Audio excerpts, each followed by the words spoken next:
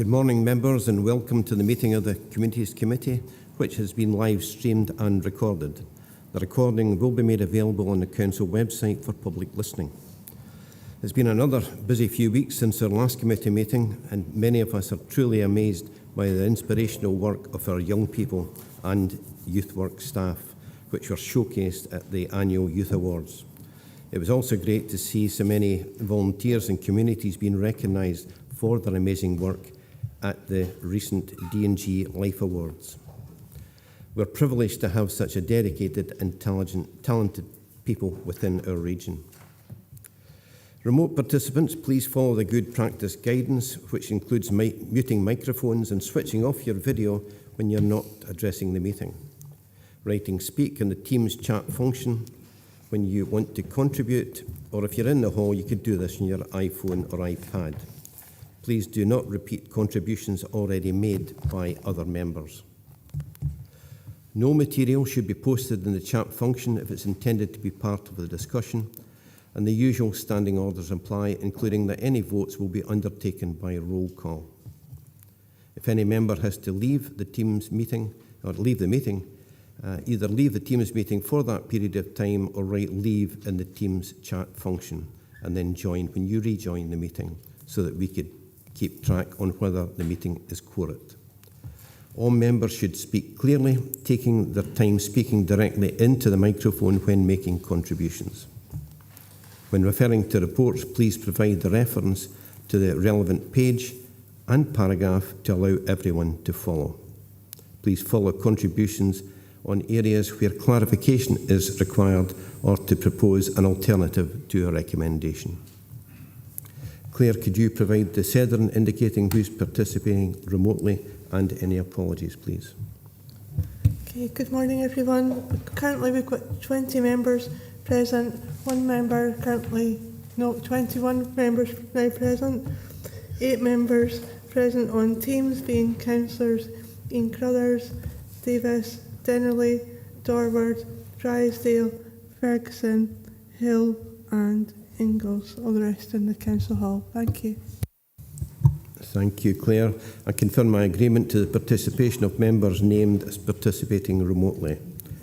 Do any members have any declarations of interest or statement of connections? Yes. Good morning, Chair. Thank you. On item 12, it's a statement of connection being Chair's Westlands, and it's mentioned in the report. Thank you.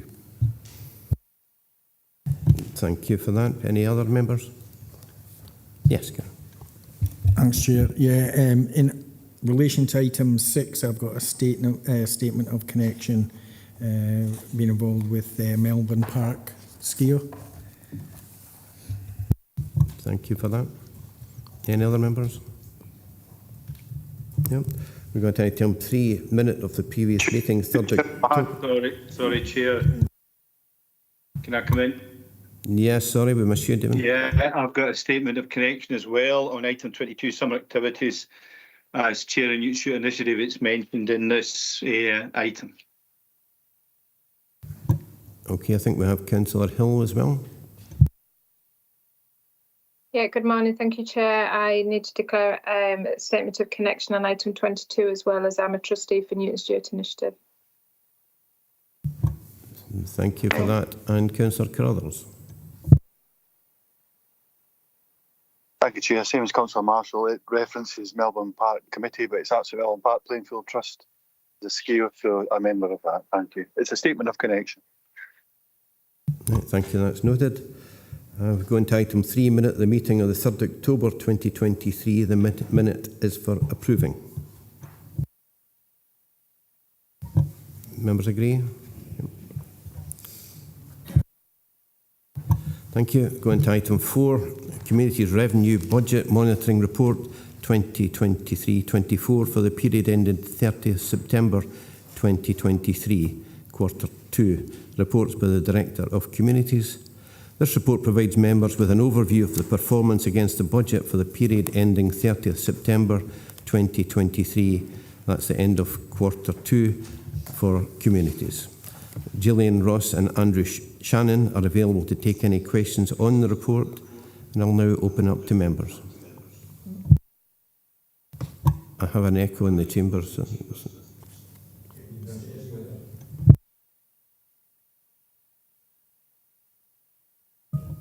okay, I've opened it up to members.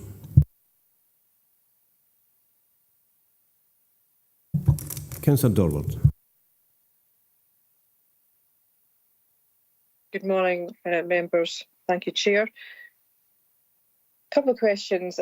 One on 4.3, page 21. I know it's a financial report, but it mentions recruitment challenges being faced by services. Can we have a bit of expansion on that, please? That would be useful. And 4.2, page 21.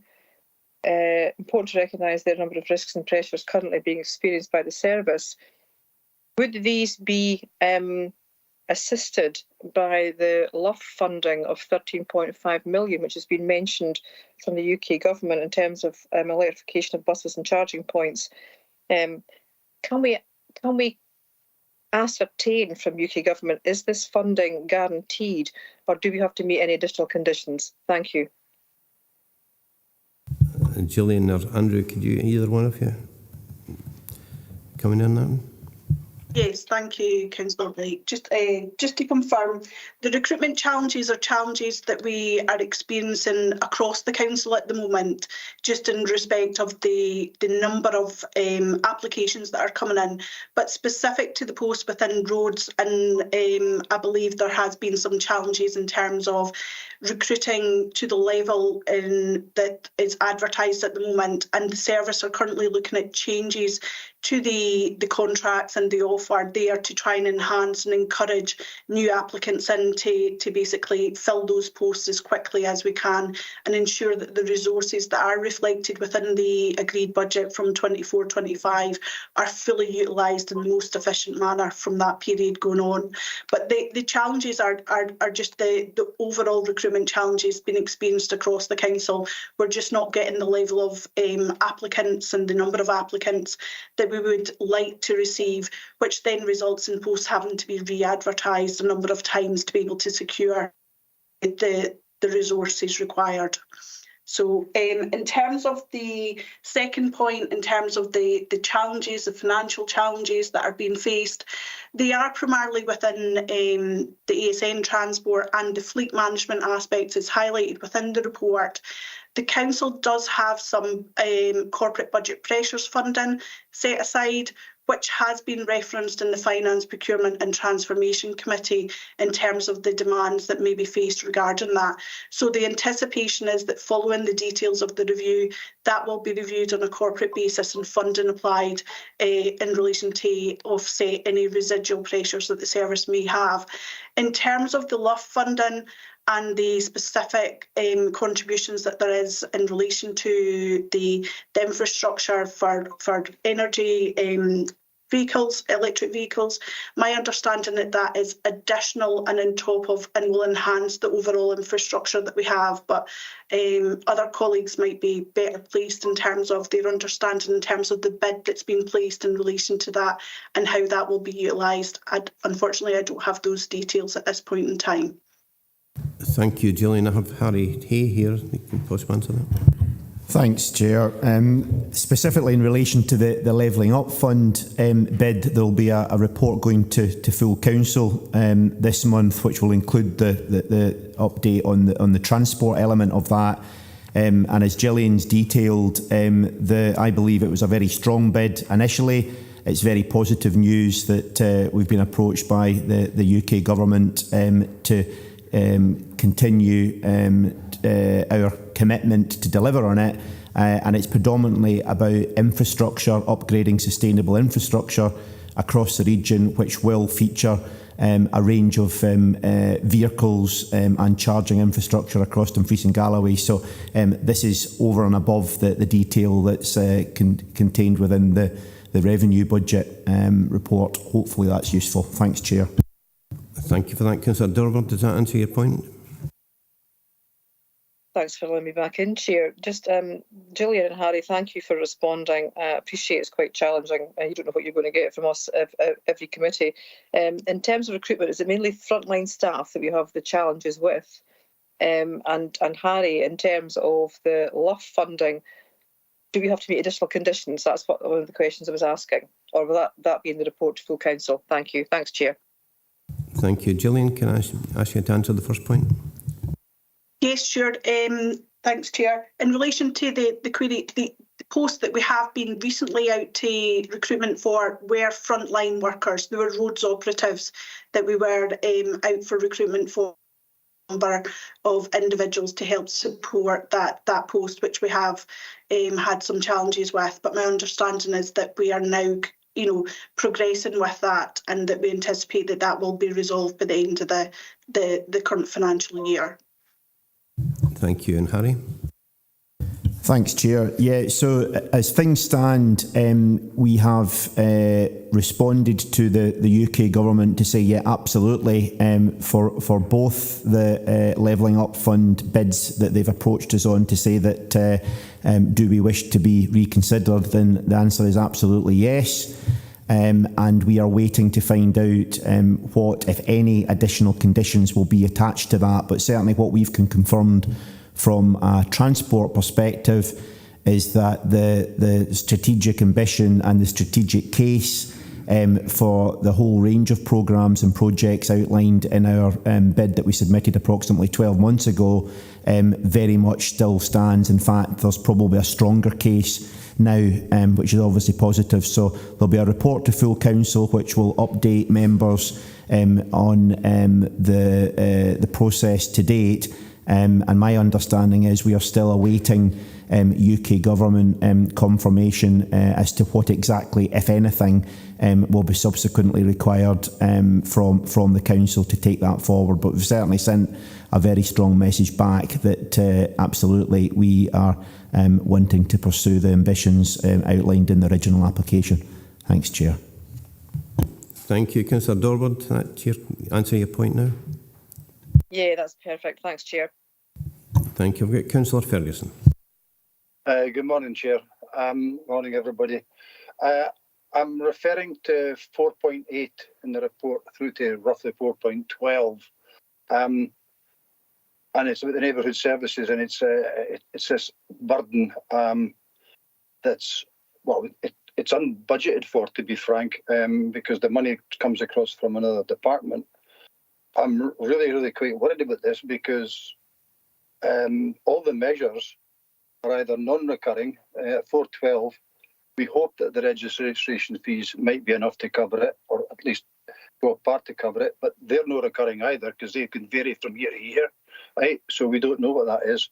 But I'm really more worried about here the extent of demand within the homelessness section has continued to increase and is reflective in the overall position across Scotland at the moment. So has this been referred to the budget panel? Right? Is it being considered in the next year's budget? And the big question for me is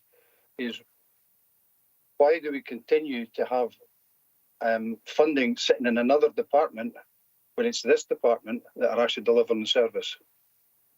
To me, that doesn't make any sense whatsoever. It's a resource transfer. It could be done at the click of a keyboard button. And just it'd be interesting to pick up Gillian's point of view on that. But what are we going to do if we can't meet it and keep education within budget?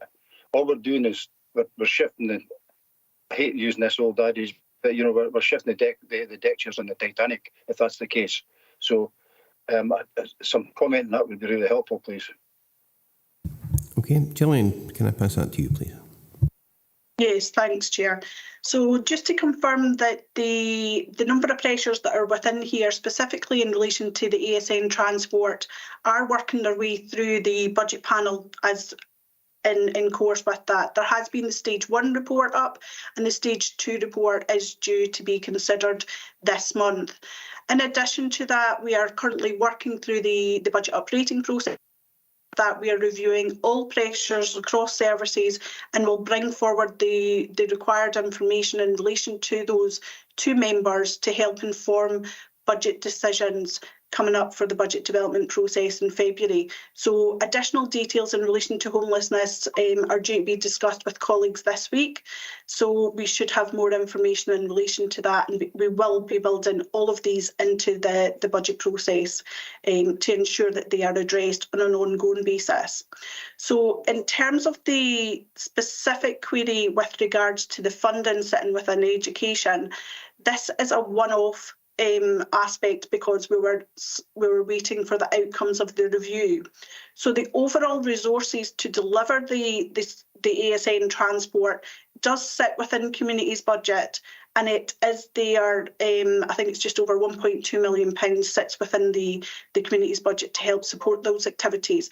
Because there's been an increase in demand, and because that is not controlled by Communities Committee, there is that then request for additional resources to come from education to help support the delivery of that service.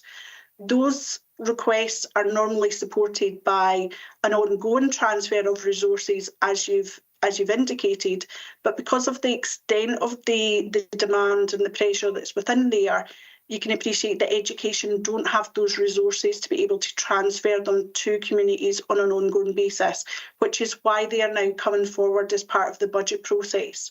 Following members' consideration of those pressures, the budget will be enhanced within the community's budget. It will not sit within the education budget. So it will be within the community's budget or the new service going forward to help support the delivery of that aspect. So it will be contained within the area that is delivering the service. But happy to answer any further questions that Councillor Ferguson may have in relation to that. Thank you for that clear explanation. Councillor Ferguson, I take it that answers your point? No, not quite, Ian. Thanks. So the bit I'm not getting here is the assessor is the education service, right, and the deliverer is communities service. Yeah, we've got that. But I thought the policy was that the money should follow the child. So if that's the case, why do communities have to go back and ask education for the money? That money should be forthcoming from education when the assessment is made and it's transferred over for delivery to communities. I'm not quite sure I follow your point there. I think with most services that have been requested, they would be charged back to whatever department that's making that request. But Gillian, can you come back in? Yes, it's quite an unusual situation that we've got here in terms of the extent of the pressure, and the increased demand. So normal forecourse is that we have a budget of £1.2 million to support the children that are required. If that request, if those resources are not sufficient enough, the request does then go back to education to say. But as you can appreciate, the demands and the actual children that are supported or transferred within this change on a yearly basis and an annual basis in terms of the provision, and the costs change quite significantly as well. So the budget that is there within communities was determined at the time as being a sufficient resource to be able to deliver that, and it remains within there. It is the extenuating circumstances that we have seen that has resulted in that budget being overspent, which is then now subject to this detailed review. So it's a different approach, but the funding does normally transfer, and it would transfer on an ongoing basis if it was within an affordability limit. Education don't have an £600,000 on an ongoing basis sitting within their budget to be able to transfer to communities, which is why it is escalating through the budget panel process and will be considered as part of the budget process. If education did have those resources, they would be transferred. Thank you for that, Gillian. Councillor Ferguson, I assume that answers your question now.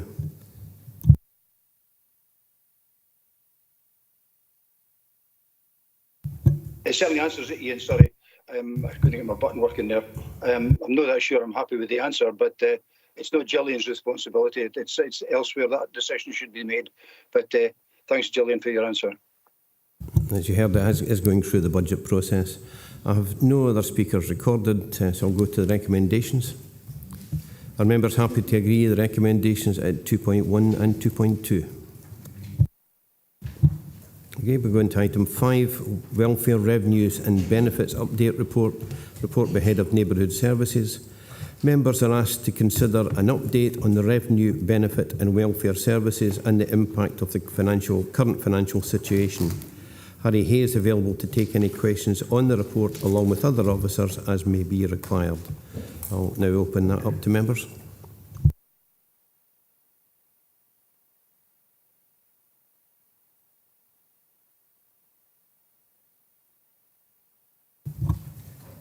I have no members asking to speak. Oh, sorry, I've got Councillor Dorward now.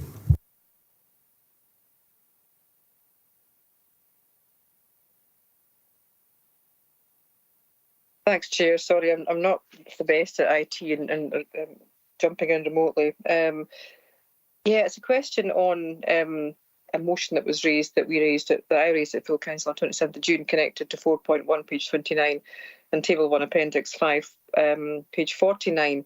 I raised a motion about council tax exemptions for residents forced out of their properties due to flooding.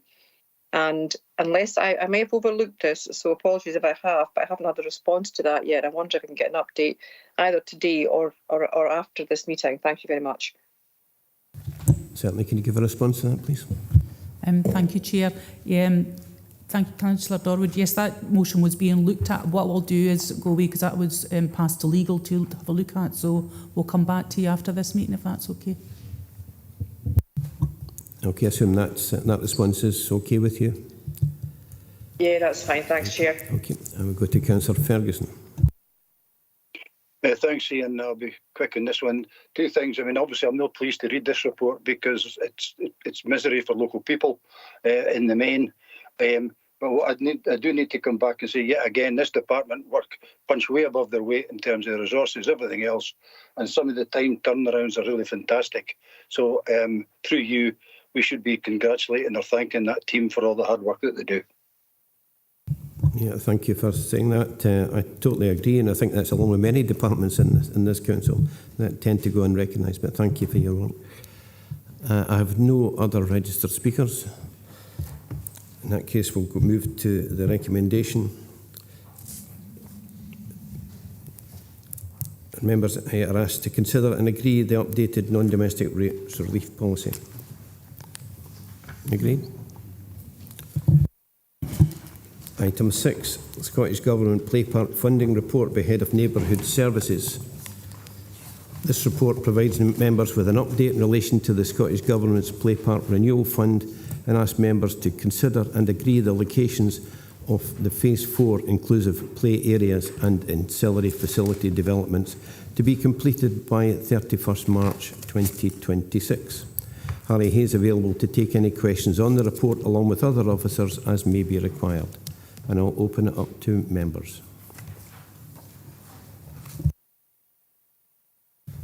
Councillor Campbell. Thanks very much, Chair. Yeah, I welcome the report. Just a one query that I've got, in particular, the changing places toilets. It's been requested to move from Carnaby to Langham, which I've not really got an issue with that. But I'm just wondering, where the disability groups, like PIN Network or whatever they're called, were they involved in any sort of input? Because, it's quite a distance to go from Carnaby if you're using the all-inclusive play park, and then you have to go to, 6.5 miles, I think it is. So it's just a wee question round about that. But I've no issues with it, Chair. Okay, Karen, would you like to come in on that? Certainly, thank you very much, Chair. Good morning, members. In relation to Canonby specifically, PIN haven't been in discussions in relation to that facility specifically. Regionally, we do have a good working relationship with PIN and are in discussions with them about all inclusive play area developments.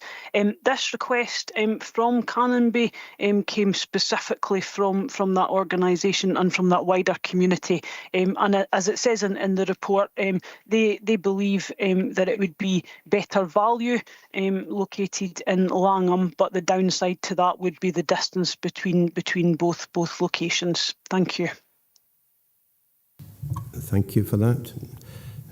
Any other members like to come in?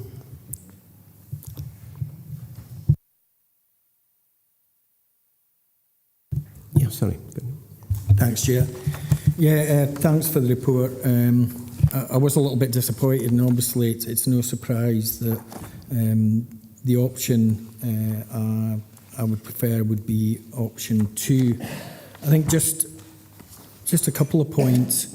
I think when it states in 4.15 the methodology and criteria that was being used for the first 3 phases, I think when you go back, I think originally, I think the council were looking at flagship play parks, but back in 2016-17, within one of the budget proposals that was accepted, it was 500,000 for inclusive play parks, and that actually idea came from councillors, not officers, and the 3 play parks that were chosen were Annan, Stranraer, Dumfries, and when you look at, I think 4.23 and 4.23, it states that the potential challenges.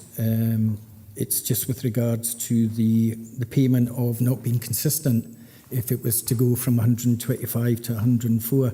The first 3 play parks, I think they got awarded 167,000 each. And I think phase 2 as well, I think it was the councillors that decided which 4 locations those would be. So I am a little bit disappointed with the officers with the recommendations, because I think it's well known, and I won't make the case again for Eastriggs, but there's been a lot of work has been done, and I think even with the 104,000, I think all 6 projects would be successful going forward. I do feel, and I think the people of Eastriggs feel, that it's sometimes ignored as a settlement, even though it's a large settlement, about the same size as Thornhill. I think we're all always reminded that we're sandwiched between Annan and Gretna, and we use the facilities there, or encouraged to use the facilities there. So I've got no issue with regards to Canopy moving their changing places toilet to Langham, because that's 6 miles away. There is plans, if Eastriggs was chosen as one of the 6 play parks instead of 5, there is options when the Eastriggs to develop that, although it kind of suggests there may be problems with it within the methodology and rationale. But Annan has got changing places toilet only 3 miles away as well, so even if we couldn't get a changing places toilet in Eastriggs, there is one in Annan 3 miles away. So I would like to think that we could support option 2 going forward, because I do think that will have us see 6 successful play parks across our region. Thank you. Your comments are noted. Also, your comments made at the last meeting when the subject was raised, and that's one of the reasons that this is now being put forward as an option in recognition of that. And it's really going to be up to members to decide the way forward on that one. Councillor Carruthers. Thank you, just to support what Councillor Marshall's saying there in regards to Eastriggs being included and taking the 6 forward rather than just the 5. I know there is a slight reduction in funds towards them, but just I think the Eastriggs in particular, it's very achievable. We've had this discussion with the report author as well, that it's by this time next year that probably very highly likely it'll be up and running, and it'll be a go for the people in that area. I think both the car park and maybe there could have been better discussions and further discussions before the report was written fully. I know it was short course from the previous one. It's difficult to get people's diaries met up and so on and so forth. But both the toilets and the car park could quite easily be addressed and will be addressed as it goes forward. So just to fully support what Councillor Marshall said, and happy to support and second if required. Hopefully it'll not be. Hopefully we'll take the 6 forward. Thank you, Chair. Okay, thank you for that. Before I go on to Councillor Campbell, Karen, can I ask you that what effect this would have on, if we did go to 6, what effect this would have on the other 5 that are getting reduced funding? Would they still be achievable? Would they still manage roughly the same coverage? Obviously, there'll be a capital reduction, but if you could answer that one, please. Thank you very much, Chair. So if we did move to 6 instead of 5, obviously that would be £21,000 reduction to the initial thoughts and agreement. That is still a significant amount, of which I'm sure communities would be delighted about. However, that does put additional pressure on each community to match fund, against the financial resources that they have and that we would be providing them. But officers would support, as they do with any community across the region, would support organisations to look at more and varying options of match funding. So that would be the main negative for me. It would put additional pressure on organisations to raise additional funds over and above. Thank you. Thank you for that. Councillor Campbell. Yeah, thanks, Chair. Yeah, I was looking back at some of the previous ones, and they're very good at match funding. These communities, when they really put their mind to it. So I think most of them would welcome, even if it was 104,000, for all 6, and I'd be quite happy to support that. And if Councillor Carruthers hasn't officially seconded, I will officially second that option 2 would be the option preferred. Thank you, Chair. I don't actually know that we've got a motion yet. You mentioned yeah. If we could open up to other members just now, and we'll come back and see. Any other members like to come in?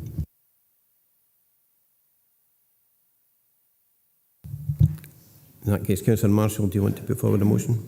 I've got Councillor Slater coming. Thank you, Chair. Yes, I would support option 2.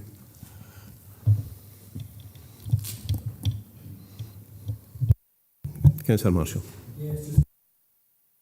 Yes, just to reiterate, I would propose we go for option 2, and it sounds as though there's no dissent, so hopefully that can go through. Do we have a seconder? Yeah.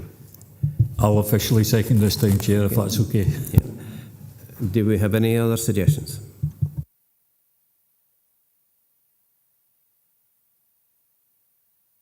Can I come in, Chair? Yep, Councillor Ring, I just got your message now. Yeah. Going on what's happened over here in Newton Stewart, it is quite difficult to put the funding packages together, especially if you've got a number of communities all looking for the same funding for the same projects. So, not that I'm against it, but you should bear that in mind, that it does put a bit of pressure on the organisations who are trying to deliver these. Yeah, thank you for that. I think in some ways it's similar to the Coastal Benefit Fund, where we had a lot of applications for a limited amount, and yet we only awarded a small amount. At least this way we're getting an extra one in. I don't have any other members with a dissent, so in that case we'll just go to the recommendations. Are members happy to agree 2.1 to 2.4, with 2.4 being option 2? That was okay. Go to item 7, Roads Maintenance Review, Annual Status and Options Report by Head of Roads and Infrastructure. This report provides members with a summary of the status of our roads assets in terms of size, value and condition, and number of investment options for roads assets. Stephen Herriot is available to take any questions on the report, along with other officers as may be required. I'll now open that up to members. Councillor Lowe. Thank you and good morning. I had a specific question which is for Dalbeattie, but actually my general question is we are getting much better service on the roads, so where there are potholes which are dangerous, they're getting done very quickly. However, over the time I've been a councillor, I've struggled to get any repairs to pavements done, and the money seems to be there, and yet we seem to have to chase far harder to get pavement repairs. And I'm just wondering if we can get an assurance that we can get the same kind of service for the pavements as that we are for the roads. Thank you. Can I pass that to Stephen? Thanks, Councillor Lowe. Yeah, and absolutely important in terms of reacting well to defects on footways, particularly with the kind of risk to pedestrians in terms of injury. So yes, I give that assurance that we will look at that, and we will continue to, as we have kind of increased our focus on roads defects and manage that kind of feedback to customers on repairs. We will be doing the same on footway repairs. I wonder, Stuart, do you want to come in and say anything on that from a kind of operational point of view? Thank you, Stephen. Yeah, I think from an operational point of view, we've got our capital public realm budget, obviously, and our footways in there. There's schemes that we put to committee early in February. I would encourage any of the members today, if there is issues out there on the footways, please get in touch with us, because we're looking together to put our 24-25 programme together at the back to yourselves in February. So if there's any issues that you're aware of, please highlight them. My team, we carry out some footway inspections on highly pedestrianised areas. We don't do that as per the policy on urban areas. We really do require the input from the public and yourselves. So I would encourage anybody to use a defect reporting system for that, and we will deal with the defects on a prioritised basis as we do for our road network. Hopefully that answers your question. Thanks. Thank you, Stuart, but I would warm up your emails because I think you may get a few. Any other members? Yeah, Councillor Marshall. Yeah, it's just really a point of clarity on page 138 when we presented the two investment options for structures. Option 1 is twice the amount at 500,000 than option 2, which is 250,000. But when in this narrative underneath, it has in both of them that it's got numbers of structures it would do, and it would allow repainting of 3 structures, repointing 3 structures, and clear vegetation from 25 other structures. So I don't really see the difference between the two, even though there's a $250,000 difference. William, would you like to come in on that? Yeah, thank you. Through you, Chair.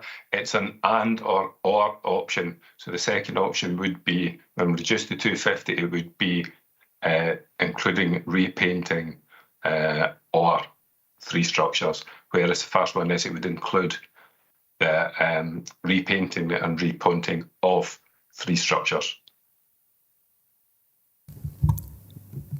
Councillor Marshall, answer your point? Yep, thank you. We now have Councillor Davis.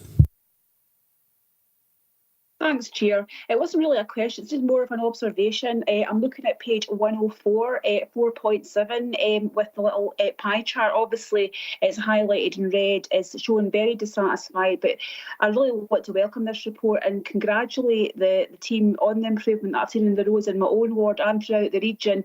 And hopefully when this comes back at the same time next year, when the public survey's been done, we'll be seeing a yellow, a big highlighted yellow, fairly satisfied and very satisfied on the chart. But keep up the good work, because I have seen an improvement in the roads. But it was really just an observation. Thank you. Thank you for that. I would totally agree that we have seen a big improvement. It's still a long way to go, obviously, after many years of underinvestment, but it's a step forward. Councillor Dempster. Morning, Chair. On page 108, option 1, and page 109, option 2, footways are, it suggests an increase of 120k, and yet we've got 4.5 million on carriageways. And whilst I appreciate the huge issue we have with carriageways, and maybe I'm more aware of that of Stuart and Stephen with the messages that I send in, I'm sure every other member does as well, but it doesn't seem to be very much in addition to what we commit to footways, given that they're deteriorating at a similar level, I would suggest, in some areas to our carriageways. And I don't know whether there'd be an option to increase the amount we spend on footways. We are looking to encourage walking and cycling. We know that for footways are not right. William, is that back to you? I see your hand's still up.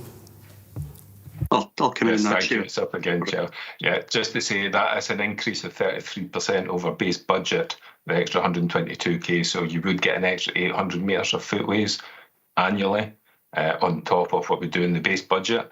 There are resource limitations, and Stuart might be better to explain those in terms of deployment for actually repairing and renovating footways. But that is a 33% increase based on base budget from last year, and that's what officers thought was achievable in the next financial year. Thank you for that. Stephen, you'd like to come in? I think, yeah, that'd be great, Chair. Thank you. I mean, it's up to members just to exactly how we allocate this additional funding. It's a good position to be in to be discussing extra funding and how we allocate that on top of the base budget. As William says, it's an increase in 30%. There is the option here to adjust that figure slightly if that's what members want to do, but also there's the options in future years. We intend, as we say in the report, we will bring back this allocation on decisions for members on how to spend the additional $5 and a bit million each year on across the asset type. So there is flexibility. If we increase the footway, we can look at resources around that. But going ahead next year, that was the recommendation. But we can certainly flex in a number of different ways if members want to move the funding about for the extra $5 million that we're looking at for next year. Thanks. Yeah, I think the increase just now, 30% or so, is a significant increase, and it's perhaps one worth working on. And it's something in the future we should maybe look at next year to increase that funding. Councillor Dempster, I'll go back to you. No, just 33% of a pound's not very much, Chair, and that's the kind of scale we're talking about. 1,000 metres of footway, probably the message I've sent in to Stuart over the last few months would use up that extra 1,000 metres of footway. But I'm not going to start suggesting that we do something different today, but I would hope that next year there'll be a real analysis on footways and some consideration how we deal with that, because the longer we leave them, the bigger scale an issue it will be when we go to address them. But I just make an observation today, Chairman, but I hope there'll be a better proposal next year from officers in relation to the amount of money we spend on footways. No, I know your point. I think it's worthwhile, and I think it's something we should consider next year, certainly increasing that level of funding. I've got Councillor Carruthers. Thank you, Chairman. Just sticking to options 1 and 2, which is page 108 and 109. It looks, on the face of it, to me that option 2 would be the preferred option. I just wonder if other members are feeling the same. And the reason I'm saying that is because the carriages get that extra level of funding and investment. But obviously, I need to understand that the bridges and structures, it's already been spoken about, but is there any particular detriment over the next year that would affect them with that investment is absolutely necessary? Other than that, I think option 2 would be the way forward, Chair. Thank you. Thank you for that, Stephen. Thanks. Yeah, I know this is a good point that's made in terms of moving the investment around. What we're looking at here in the options 1 and 2 and 108 and 109, the pages, is additional to the base budget, and it's what more we could do. We're talking about dealing with the kind of safety critical factors within the base budget in terms of inspections. If we identify there are works that need done, we will do those works. This is a bit about additional investment to give longevity to some of the structures a bit quicker than we could do within the base budget. So I think there is that flexibility for members. If we have safety critical issues, we will move in them quickly, and we will look at where we can fund them from the base budget or elsewhere, and also any sort of urgent works that arise when there's deterioration. And we have an example of that coming up in the next report to committee that we'll discuss. That need to intervene on the roads network, whether it's bridges or carriageway, and be very reactive and carry out repairs. So we're not highlighting any kind of safety implications in terms of the budget going into the carriageway. It was more about the kind of longer term asset management and improving the bridge stock with a gradual kind of increase in the base budget. Thank you for that. I have Councillor Slater. Yes, thank you, Chair. This is a question for Stuart. It's regarding traffic signage around the town, especially on traffic islands.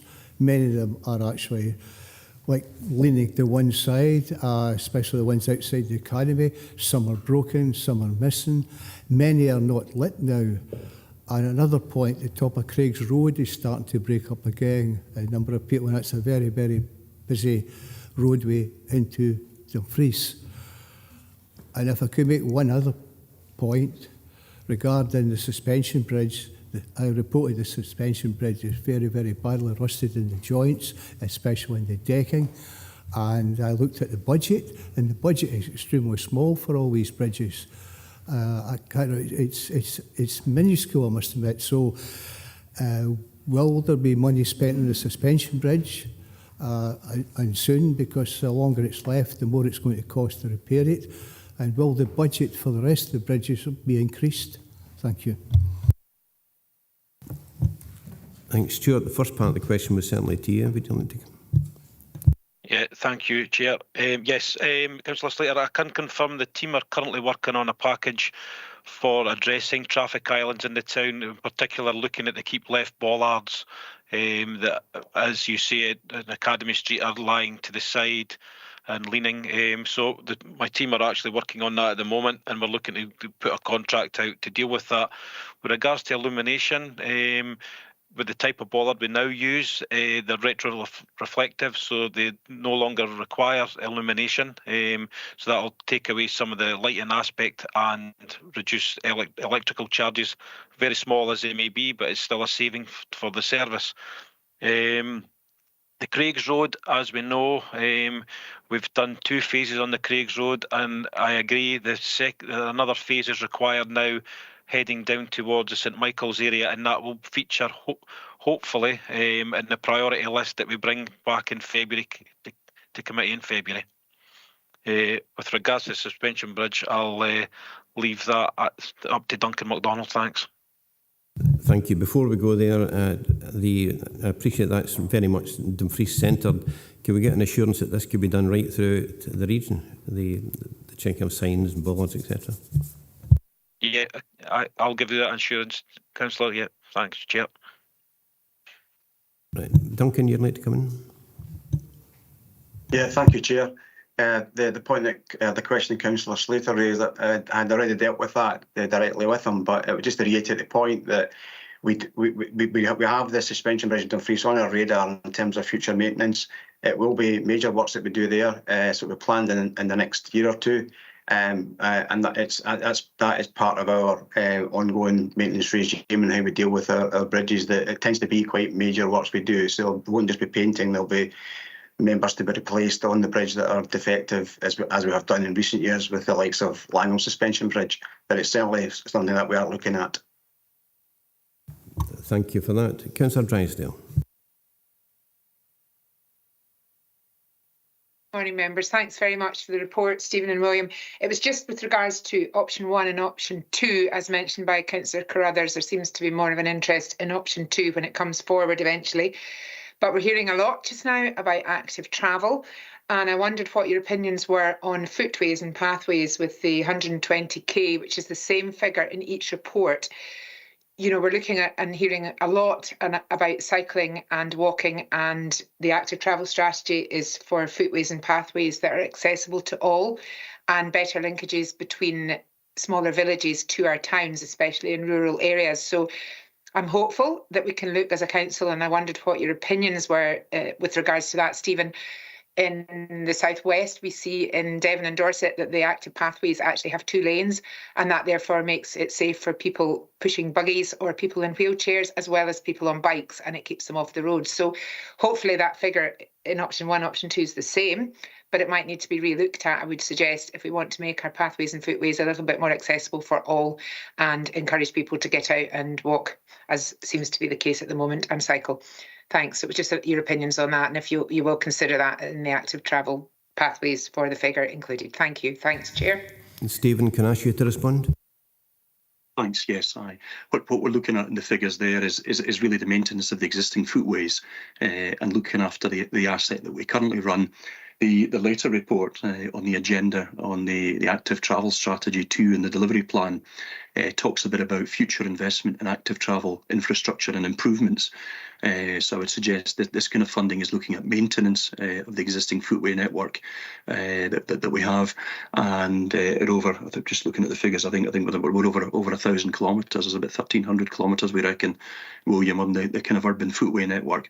It's for the investment and the maintenance in that, and the active travel investment we need to see come from development funding, but we cover that in the later report on this agenda, and the opportunity around about increase in national funding, and we're well placed in terms of our active travel strategy and our delivery plan to understand and to understand the detail of what we might want to bring forward for investment. What we need to do is a bit more work, and we'll come to that in that report around about how we tap into that national government funding in a positive way to increase our active travel network. Thank you for that, Stephen. I now have Councillor Campbell. Thanks, Chair. Yeah, as this is a strategic report, I won't get parochial. If I was going to raise anything about bridges or suspension bridges, I'll put an EMAS in. There seems to be a good consensus around option 2, and I'm happy to move to the recommendations, Chair. Okay, thank you for that. Sorry, Councillor Marshall, I missed you. Yeah, I think if we remember last time this our report list came to communities, I think there was a desire amongst the committee to look at more spend within road surfacing improvements. But like Jimmy is, and option 2 would be the better option going forward. I do take on board Jimmy's point with regards to footways, and understand it's an uplift of 33%. But I think what we are saying is for future years we need to actually invest more in our footways. I think we'll all have projects that have started like footways. Usually it's done in phases, and I've got some in my ward connecting 2 communities that it's just had the first phase done. So if there's some sort of priority on kind of phase footways, maybe to look at those as well. But the one thing, whilst all this programme is going forward, and it was interesting to hear about active travel, I do take it though that when the council are resurfacing or doing repairs, etc., they take the opportunity to maybe do active travel improvements such as renewing the lining and markings, etc., as they go through that programme. And the one final thing is, it's not all about building new footways or resurfacing existing ones. I think we've got a major issue, and I think it's right across the region, about reclaiming our footways. Half our footways are covered in overgrowth, and I know this is more a revenue consequence, but I would like to see the council targeting. A lot of us will walk along footways and you can only see half of it because of the vegetation. So a real programme to actually reclaim our footways would be good as well. Okay, I think these are well-noted comments. Stephen, you'd like to come in? Thanks, yeah. I'll let Stuart come in on the footway and the vegetation and just our approach to that, and making sure they keep clear. I think about in terms of the question, the point made about improvement works on the road network, I think a lot of our active travel projects are more about probably needing a bit more space for separation and segregation. But certainly I know when we're looking at our signal installations and options for upgrading those, we are very much looking at the use of the space and the kind of percentage of availability for motorised vehicles compared to our active travel or cycling and our pedestrians. And I know certainly projects we're bringing forward now, there is more of a shift to embrace that pedestrian mobility and the active travel kind of cycling ability over what's currently set up. So yeah, those types of improvement schemes will very much look at and consider our objectives around active travel. Thanks. Thank you for that. I have one more speaker noted, but before I... Sorry?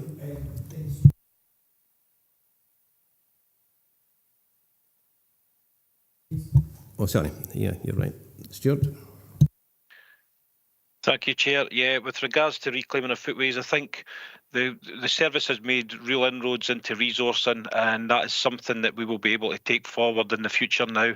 The resourcing issue obviously meant we had to deal with priority situations on the road network, but the increase of staff of nearly 25 members of staff now has increased the resource, so we can start to look at reclaiming footways and encourage the active travel between settlements across the region. Thanks. Thank you, that's noted, Stuart. In addition to that, when we're talking about reclaiming because of vegetation, could we maybe have a better look also at overgrowth from bushes and trees coming onto footpaths? Me as a disabled user, I certainly find that a real issue at times, and I think that maybe should be included. If we just, I've got one more speaker, but before we go into that, and I noticed Councillor Campbell mentioned the word parochial. I'll make no apology for this is slightly parochial, but it does feature in the report. Paragraph 4.27, it's culvert work that's proposed for next year in Dalbeattie. I'd like to point out this has had a significant impact on a few properties in that area that have been flooded in the last couple of years. And although I welcome the fact... That's the next item. What's that? That's the next item. Oh, sorry, I've jumped ahead. My apologies. Of my 600 pages, I went too far. Thank you. We'll miss that one just now. I'll come back to that. Right, we've got Councillor Slater. Yes, thank you, Chair. It's just an observation as such. A number of people have approached me about the new junction on Pleasance Avenue and the New Abbey Road, that the fact that when large vehicles are turning right, they're struggling to turn at that junction because it appears to be tight. Maybe somebody could possibly look at that in case there's a safety hazard here. Thank you. I certainly have raised this one myself, and I've been assured that the measurements are fine for all vehicles turning right. Do we have Tony Topping on the call? No. Bring Duncan in, Chair. Thank you. Duncan, as the designer. Thanks. Duncan. Yeah, thank you, Chair. Yes, I've got an inquiry. It's been passed to me direct from Councillor Slater, which I'm to, and I will be responding to him. But just as you indicated, Chair, this matter has come up before, and the design of the junction has been, thoroughly carried out, and we've done tests on it too. There has been a few teething problems, admittedly, as it settles in. I think we get that with various schemes, but the main driver here for this junction really was active travel and for pedestrians to have the crossing points at the most convenient point for them, and making sure that we don't make it overly easy for drivers to negotiate the junction at speed. So striking that balance is sometimes it's challenged sometimes, but I think we've got there, and I think it's just a natural time of bedding in, and we will continue to monitor it. Thank you. Okay, thank you. In that case, I have no other speakers. We can just go to recommendations. Are members happy to agree the recommendations at 2.1 to 2.3 with, I think it was option 2? Members agree? No. Thank you. I was eager to get to this point. We'll go to item 8 now. Public Realm Capital Programme, Finance and Progress Monitoring Report by Head of Roads and Infrastructure. This report provides members with a financial and progress update for the projects and programmes contained within the 2023 and 24 Public Realm Asset Capital Programme. Stephen Herriot's available to take any questions along with other officers as may be required. Councillor Campbell.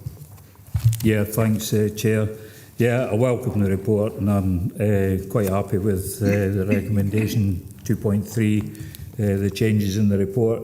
But there was one particular one that I was going to pick out, and that's page 148. And I'm going to be partially parochial, which is the burned statue Dumfries. But it's not to do with just the burned statue, and I welcome that it's going to get another clean-up.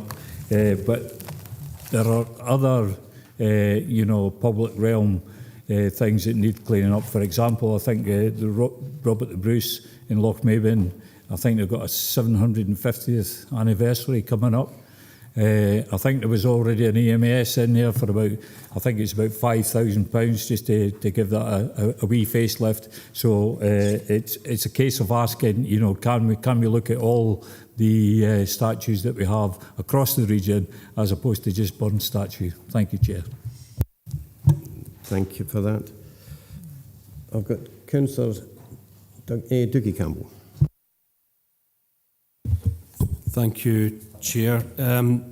Referencing the Harbours programme at 4.25, and at risk of being accused of being parochial, I'm taking a strategic view to this particular question. It just so happens that Kirkcudbright Harbour is in my ward. And it's just to ask the question that a number of months ago, ward members were given a briefing in relation to the required patching and resurfacing at the quayside, and it was my understanding at the time that this was relatively urgent work that was required, and I see that we're being asked to agree to remove that budget line for prioritisation of Kirkcudbright buoy raisers and quayside bollard breakers. I'm not really sure what that is, but it's just to ask the question because it doesn't say under 4.25. Will the original work on the quayside be rescheduled, or is that just off the table altogether? Thanks. Thank you. I've got James MacLeod. Through yourself, Chair. The surfacing works at the quayside has now been completed. So we've repaired all the damage to the quayside as required. So we didn't need as much budget. So we've moved that into the buoy risers. So that's the buoys that mark out the channel to the harbour have steel chains that connect them to the seabed, and we periodically replace those. So we replace them every few years. So that's the work we're spending on instead. So there's no need for any more surfacing works at the harbour side at present. Thank you. Does that answer your point?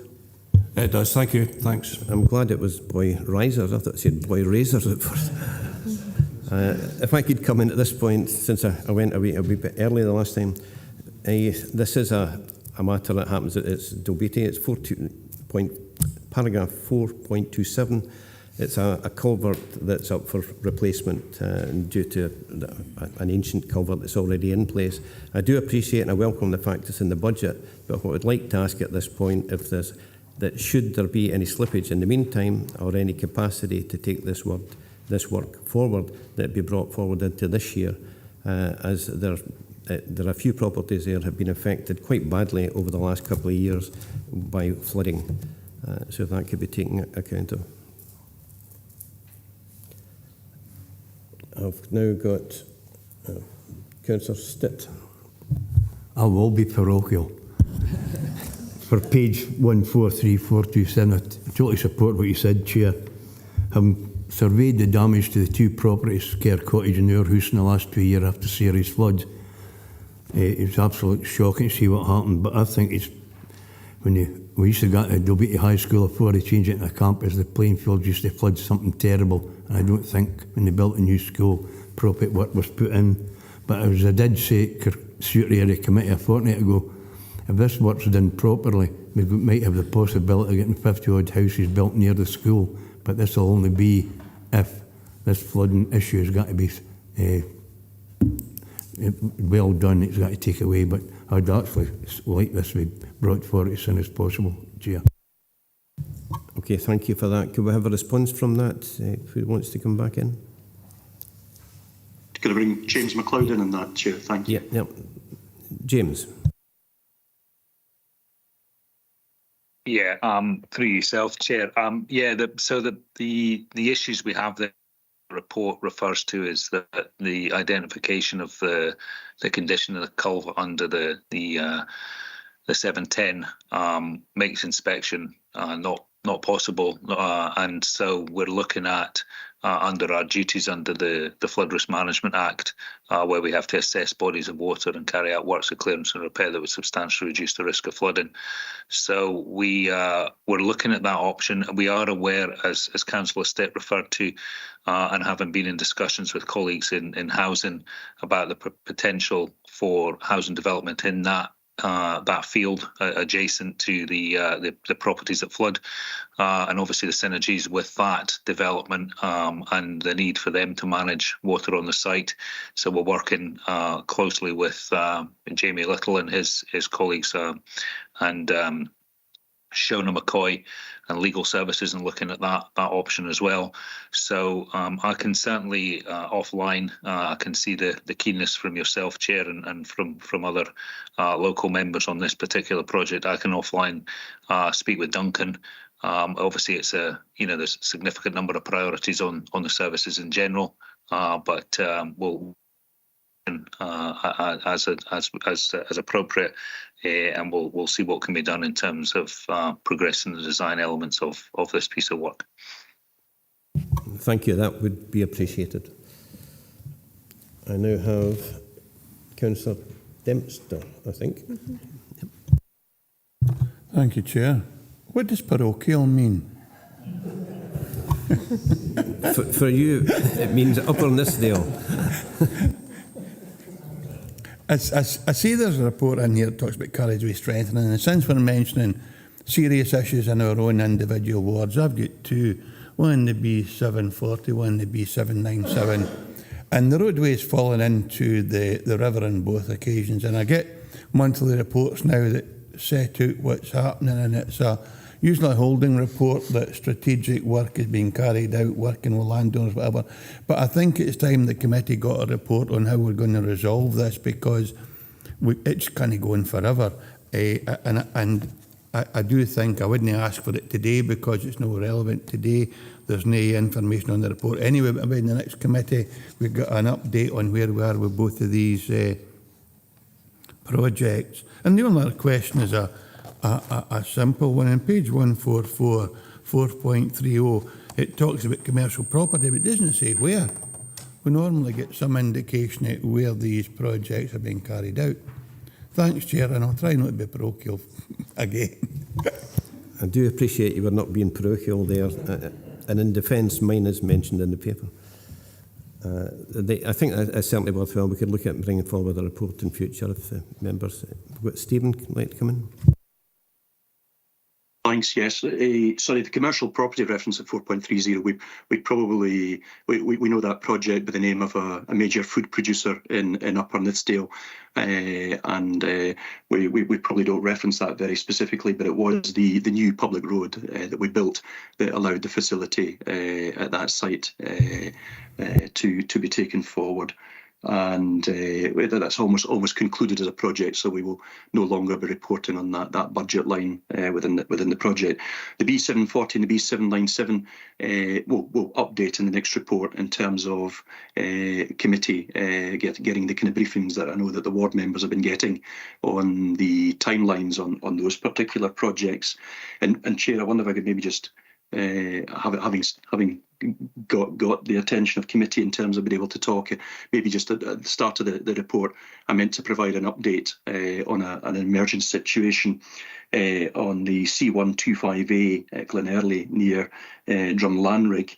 We've noticed that between inspections there's been significant deterioration, and since the report's been published, I'm seeking to authorise an expenditure of about 100,000 on a first phase of repairs. It was a road that we were dealing with in terms of repairing the defects. It's now got beyond that, and we need to resurface, and we will manage that within the programme and the overcommitment. So just seeking committee approval for that additional expenditure on the C125A. Urgent works required, and they've just come to light. Apologies, I should have raised this at the start of the meeting and taken the chance then, Chair. It's an unofficial, it's close to the A76. It's not an official diversion route, but it is important to local users if there are diversion routes in place for the A76. Thanks very much for that, Chair, and I'm glad Stephen introduced that extra element, because I had written in to Stuart about that road. It was brought to my attention by Croix Wheelers, one of the local cycling groups, and it's good to see that they've taken account of their views. Happy to receive a report, and thanks for confirming where that commercial property is, Stephen. A good job well done, I'd have to say, on that a particular piece of work. Thank you. Having slightly opened the door on ward issues, I'm hesitant to go any further. We'll go to Councillor Drysdale. I take it this is a region-wide issue? Well, I'm going to be very, very clever here, Chair. The A711 is a region-wide issue in Dumfries and Galloway because it's consistently being used at the moment for diversions when the A75 is closed. We have seen an increased number of incidents. So I would be happy to go forward with the recommendations and also agree to the changes in 2.3. But I did want to thank the Council and acknowledge the work that's been undertaken to apply to the Road Safety Improvement Fund for 2023-24 to improve the 711 for people travelling right across the region from Stranraer to Gretna. So thank you for that, and hopefully we'll see that happening in this financial year. And I just wanted to point out one last thing that I'm noticing, Stephen, across other regions. Have you seen the new signage that other councils are using for bends and turns, whereby it's actually flashing signage, which I would accept it's costly, but I think they're very, very effective when we see them across other regions in Scotland. And I don't know if Dumfries and Galloway are able to look into a budget at some stage for buying signs such as this for these turns, because it will reduce the amount of accidents, I would assume. But thank you for your hard work applying to those funds. Thanks, Chair, for letting me in. Steve, would you like to respond to that? Yeah, I think we've got a bit of design work to do on the A711 at the particular accident spot that we've applied for road safety funding for, and I'll ask the team. We are considering the kind of chevron markings on the bends, and we kind of look at the effectiveness of the flashing signs and how they operate, and consider that if it's appropriate at that location. Okay, thank you. I've got Councillor Marshall. Yeah, a couple of quick points. Just, I think someone touched on this as well. Normally with this report, we get a breakdown of all the projects in the public realm capital programme. And I know we now get it sent out by ward. So it's probably not appropriate to get it to every committee, but I would still like to see the overall programme at an appropriate times in the year, maybe at the beginning of the year in the progress and at the end of the year. So I'm just wondering why normally you would get the full breakdown of all the projects. And the second point is just, I just can't understand on table 1, 3.7, it's got Annan footbridges, but before it's got Scottish Government. Now, I would read that as we've got a 36,000 investment from the Scottish Government, but I don't think that's the case. Is that not additional funding to support I think the original 15,000 allocation to the feasibility study for the bridges? Just wondering why, is it Scottish Government funding that we've received in? Would I have coming in on that? I'll come in on the first point, and I'd probably ask Duncan just to come in on the second point on the funding for Annan bridges. The first point being the information provided on all the schemes.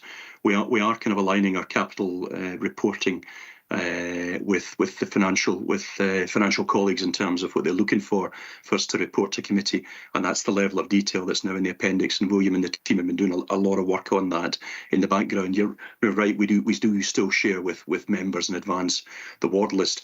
I think the point that you make is important, probably particularly as we move into the new financial year, and an understanding of all the projects that we'll need to provide a list to members of all the projects for the year ahead and those that are being approved, and provide the detail, I would imagine, at least at that point in the year, for members to have a comprehensive list. Okay, thank you for that, Stephen. I have no other speakers. If we could... Sorry, Duncan, yeah. Okay. Sorry, Chair. Thank you, Chair. We did make 2 allocations of funding to the council linked to the Annan River footbridges. One was in terms of money towards the recovery of the structures out to get them out of the river, and the second allocation is towards the feasibility work that the council is assisting the local community with. So there were two allocations of funding there. Yeah. Right, thank you for that. I don't know if that answers. Is that okay? Yeah, thank you. Right, thank you. I'll now move to the recommendations. Are members happy to agree the recommendations at 2.1 to 2.4 with the addition of a 2.5 for the emerging issue for the £100,000 request for the road repair? Members agreed? Okay, thank you. We now go to item 9, Active Travel Strategy. Annual Progress Summary Report 2023, report by Head of Roads and Infrastructure. This report provides members with a summary of the progress and delivery made in the first year of the Active Travel Strategy 2 and its delivery plan for 2022 to 2032, covering October 2022 to October 2023. With Stephen Herriot available to take any questions on the report, along with other officers as may be required. It's now open to members.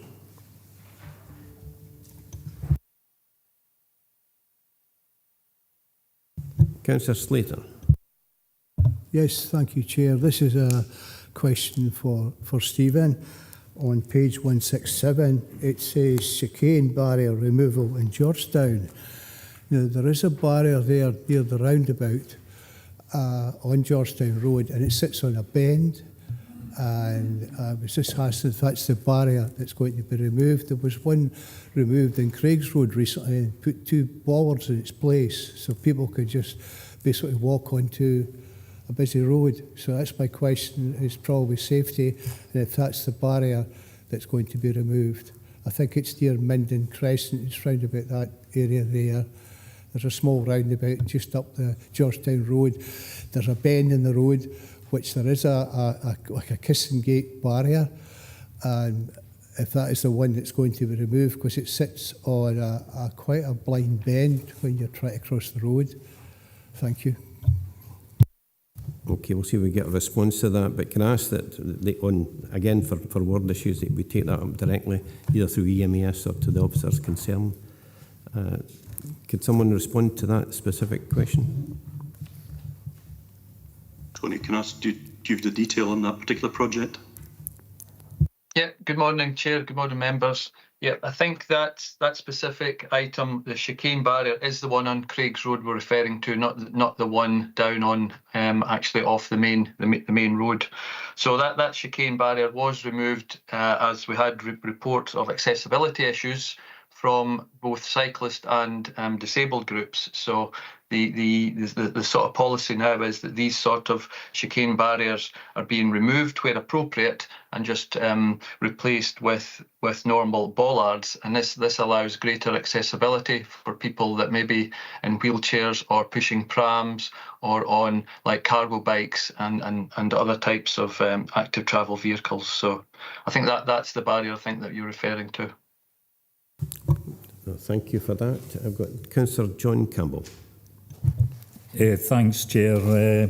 And I'll probably better make a statement of connection again because Westlands is mentioned in the action delivery plan, which is in the appendix. The point I wanted to bring up was the Butte House agreement of allocation of 10%, which equates to 320 million a year.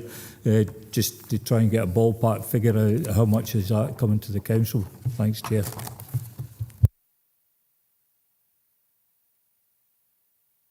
Who's coming in on that? Want to come in on that? Yeah, Stephen. Tony, do you want to come in on that just as much as we understand about the funding mechanism as at the present time? Yes. Yeah, so thanks for that. Yeah, the Butte House agreement, obviously the 10%, where there have been not issues, but there have been certain varying messages at the moment from Transport Scotland with regards to active travel. We had received this year the 950,000 for cycling, walking, safer routes. There have been changes to the way Sustrans are funding our schemes with regards to design work and construction work. And that there's a new, it's called the Active Travel Transformation Funding, which Transport Scotland will be directing to us for construction ready projects. With regards to a bit more detail, I'll maybe hand you over to Peter, because he's been a bit more involved in some of the funding streams. So, Peter, if you've got a few bits to add to that, thanks. Yeah, certainly through you, Chair. In terms of the funding, I think there will be a lot more clarification on the 19th of December following the Scottish Government. At present, the Active Travel Transformation Fund was initiated last year, and it was specifically for shovel-ready projects, which were large-scale transformative active travel projects, which we didn't have at that time. In terms of the Places for Everyone Sustrans funding, they are still, for the next 2 years, continuing to offer from inception to detailed design funding for councils and RTPs.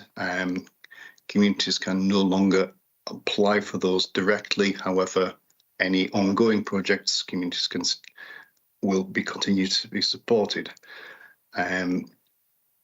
That's probably about as much as we know at present, and I think again we will be, getting a lot more clarity in the very near future. Thank you for that. Thanks, Chair. Can I come back in if that's yes, okay? Yeah. No, I appreciate that. I welcome that.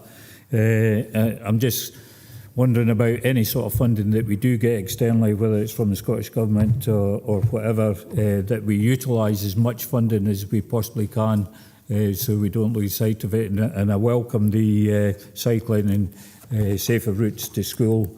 That was in the previous report as well, of 950k, plus I think there was an extra 30 grand on top of that. So yeah, I welcome the report, and I look forward to the council maximising as much as we possibly can when we get external funding. Thank you. Thank you for that. I've got Councillor Dilbert. Thank you, Chair. Is it to follow on from what Councillor Campbell's mentioned about the active travel funding and accessing it, and at 4.10 on page 162, that does make mention of it will require significant acceleration of the deliverability of projects and schemes, which could be achieved through an increase in the staff resources and capacity. That's probably a nice way of saying we have a challenge here in terms of our staff resourcing and capacity. And I see Tony's smiling. Got your camera on, Tony, spotted. But it's not a criticism, it's an observation. So I don't have any parochial interest in funding. I think any funding from anywhere is very welcome in Dumfries and Galloway Council.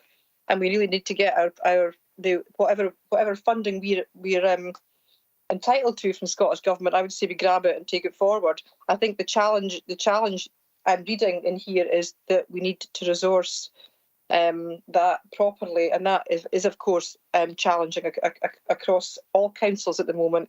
But there's a significant amount of money, as Councillor Campbell has said, coming from Scottish Government for active travel. We don't want to miss out on that, because as we've spoken before in this committee, strategically we have a lot of areas that we need to improve: our paths, our cycleways, etc. across the region, and we are noted for being a cycling region, so that's something we need to invest in, I would say, strategically.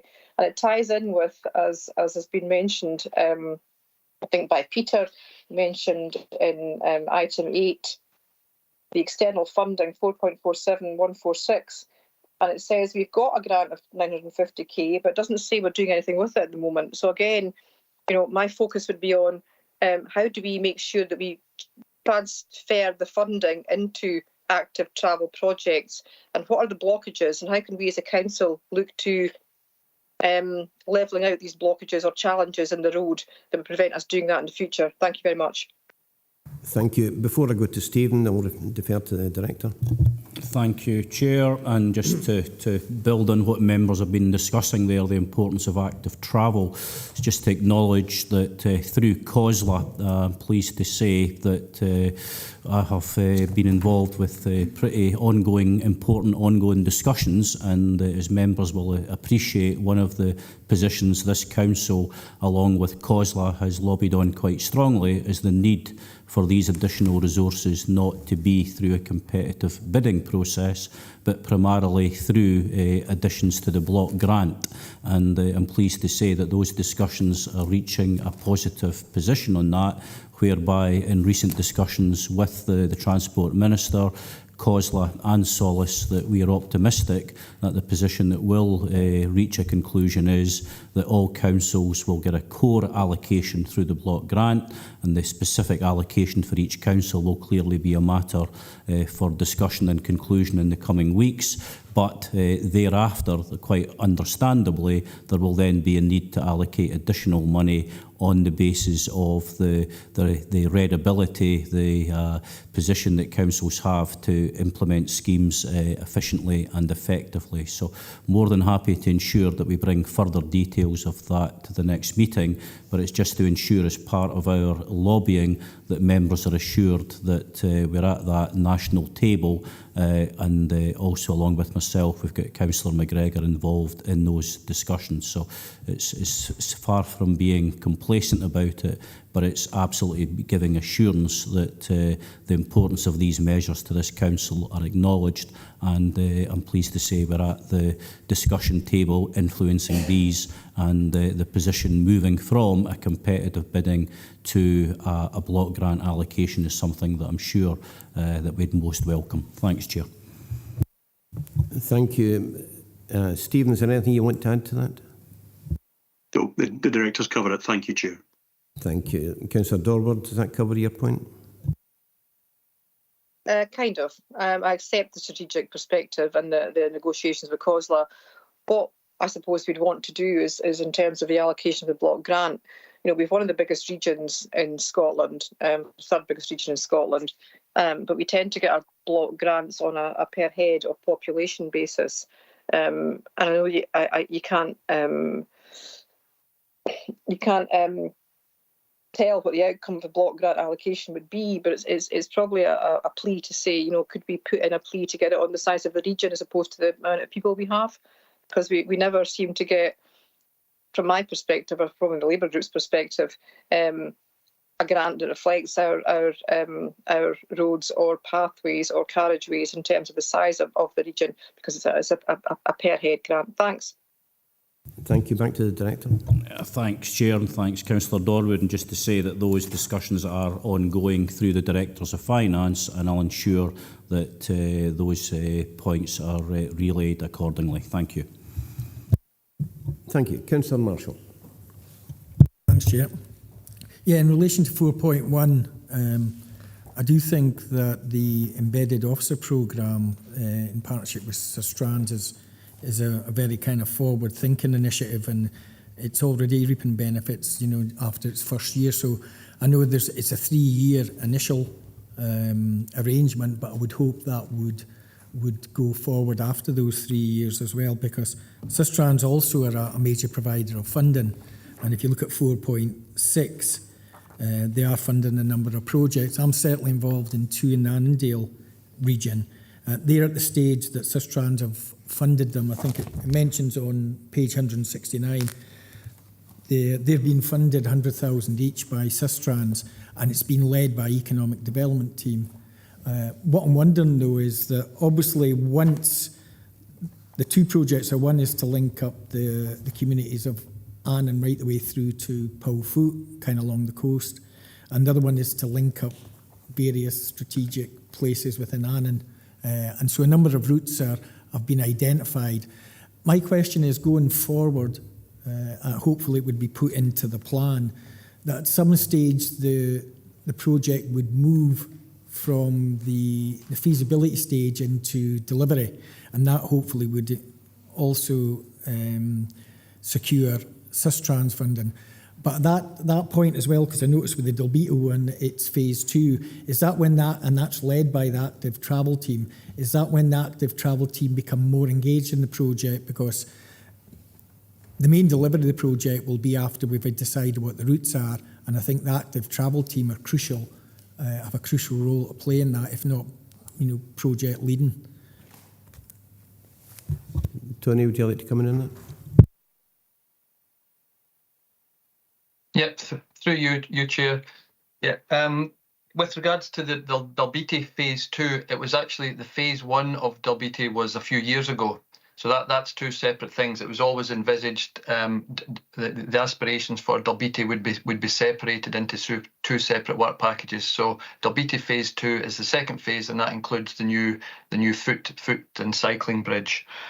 With regards to the Annan project, yeah, they're very much at the early, what we call the stage 0 to 2 stage, the concept design.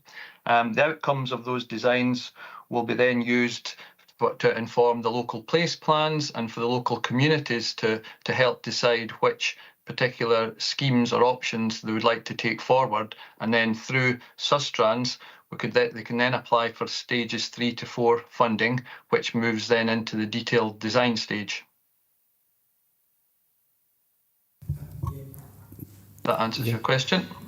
Yeah. Most of it, but I'm wondering, when does that the travel team then get more engaged? Do they take over the project at a certain level, Tony, maybe after stage 4? I'm just interested in, hopefully it'll go to those stages and it'll come to fruition, but I see active travel playing a really important pivotal role in that.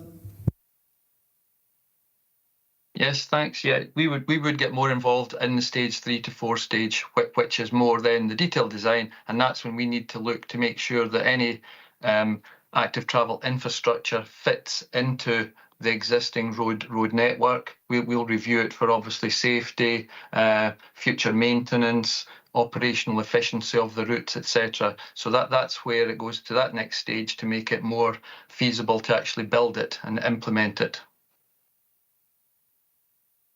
Thank you for that. I've got Councillor Walters.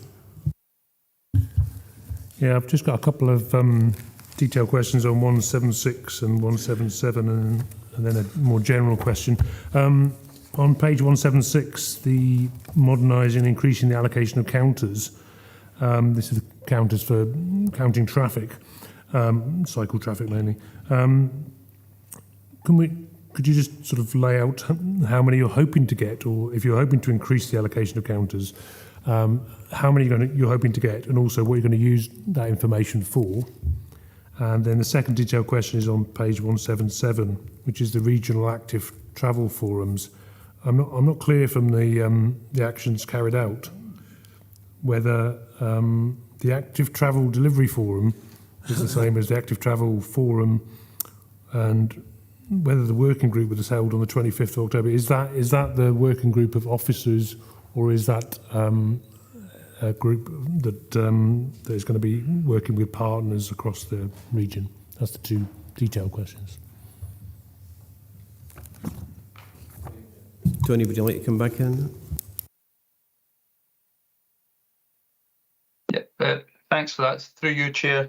Yeah, the item on modernise and increase the allocation of counters, we've mentioned there that Cycling Scotland provide funding for these counters, and we sort of identify certain routes or areas that we think would benefit from these counters in order to monitor existing flows, and for obviously then considering what future priorities or what future works we could do to help increase the amount of active travel on these specific routes. And you'll see there that the A711, Dalbeattie Road in Dumfries, Port Road in Dalbeattie, and the A77 in Stranraer are just a couple there that have been highlighted. So yeah, these counters can help immensely, and as I say, in terms of us ascertaining the existing flows, and if they have increased over the previous years, to see if there's specific routes that are being used more than others, and to help us prioritise our future work.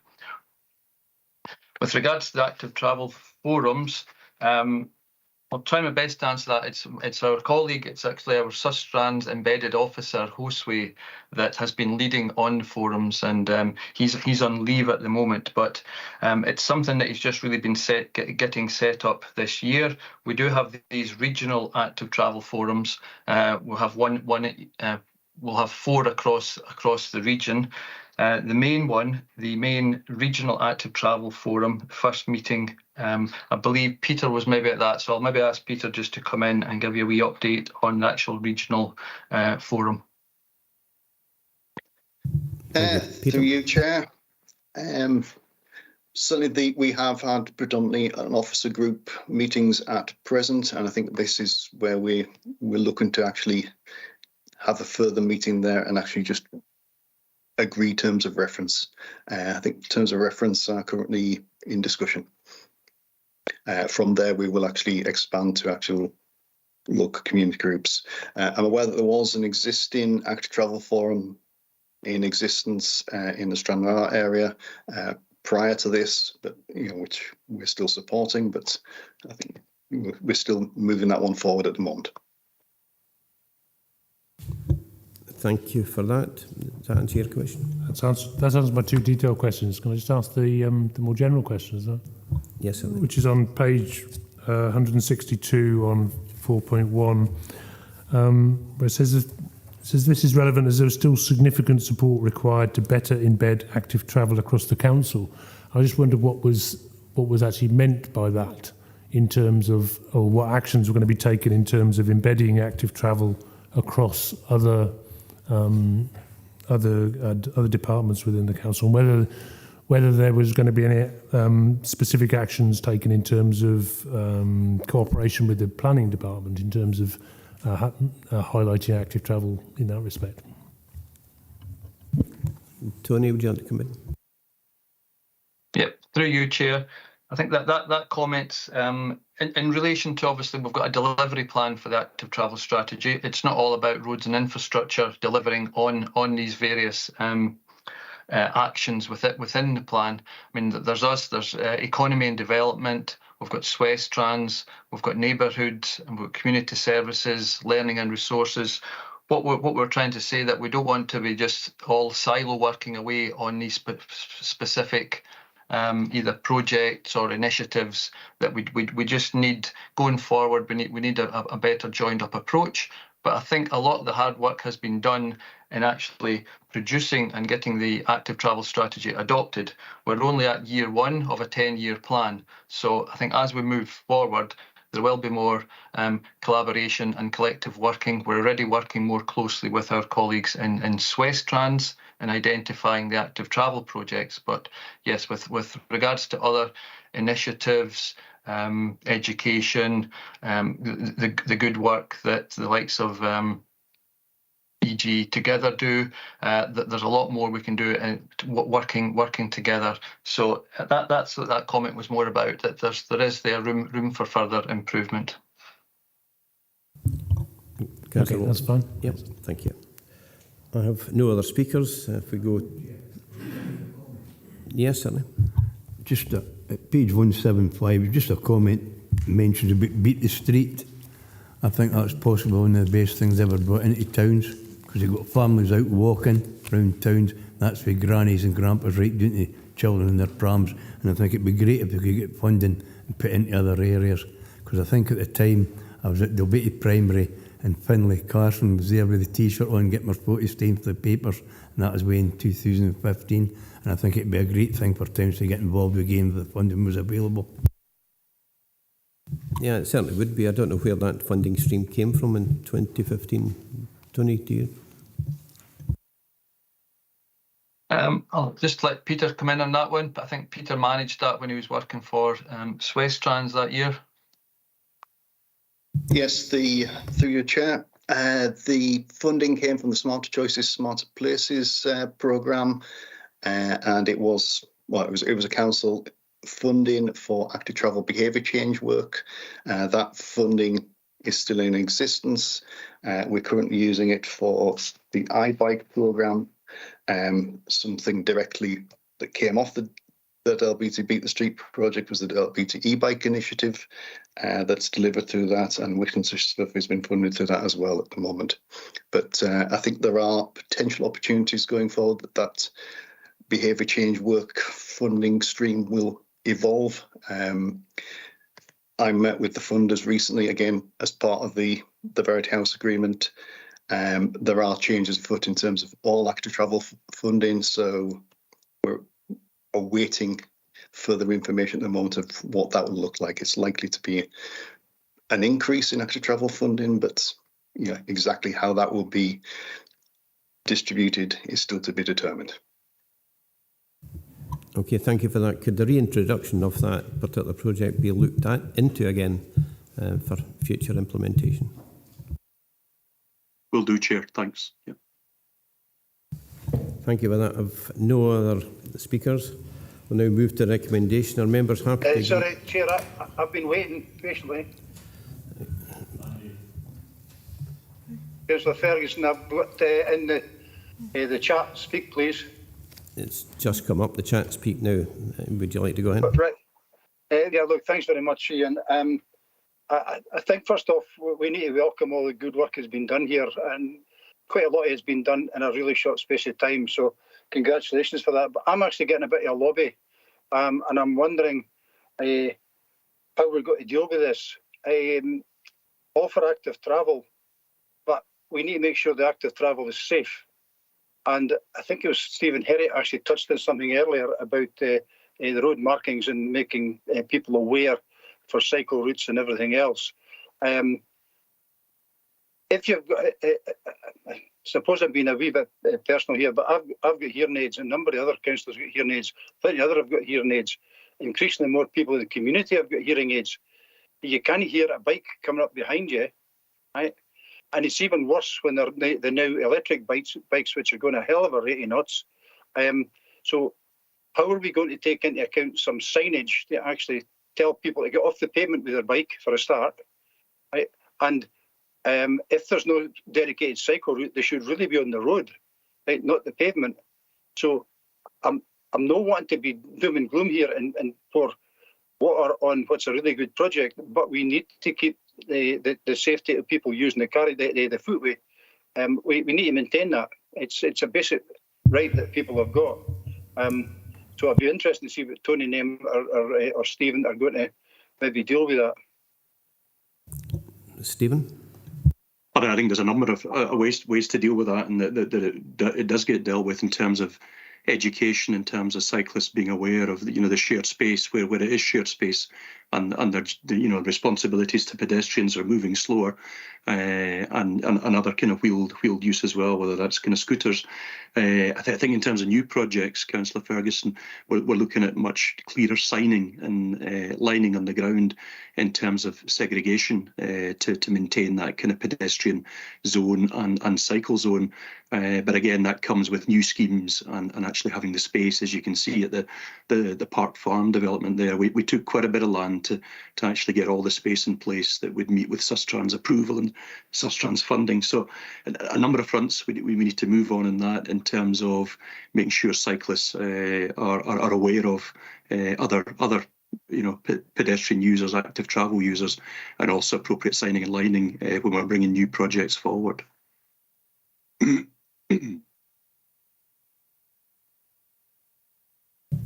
Thank you. Councillor Ferguson, is that onto your point? Thanks, Ian. That's fine. Thanks, Stephen.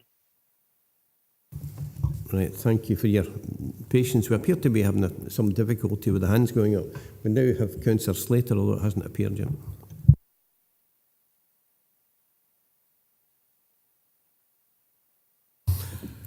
Yes, as regarding what Councillor Ferguson said there, yes, there is a situation where you can't hear bicycles coming up behind you. Many times, even walking down the Esplanade, the White Sands, they just suddenly appear. And if you actually sometimes maybe step to the left or the right, you could be hit by one. I believe that in law that cyclists have got to, when bikes come out of the factory, they are fitted with devices, bells or whatever, but a lot of them are either taken off or never used. A number of years ago from Heath Hall to Dumfries, there was like a cycle lane basically painted on the pavement. But my concerns here is if there's an accident, who's at actual fault? Is it the cyclist who hits the pedestrian, or is it the pedestrian that walks in front of the cyclist? So there is a lot of issues, and I agree with Councillor Ferguson on that. Thank you.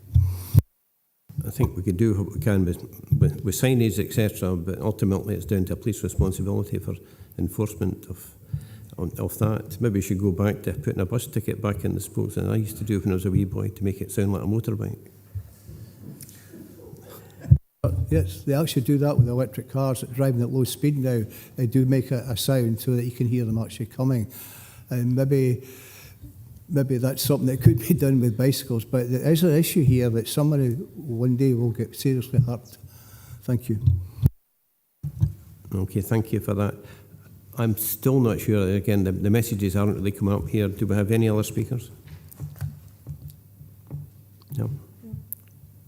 Okay, in that case, we'll go to the recommendation. Recommendations, are members happy to agree recommendations 2.1 to 2.4? Agree? We'll go to the next straightforward one. Item 10, Development of Regional Parking Strategy Report by Head of Roads and Infrastructure.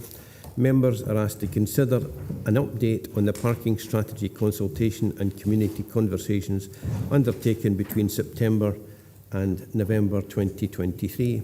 Stephen Herriott is available to take any questions on the report along with other officers as may be required.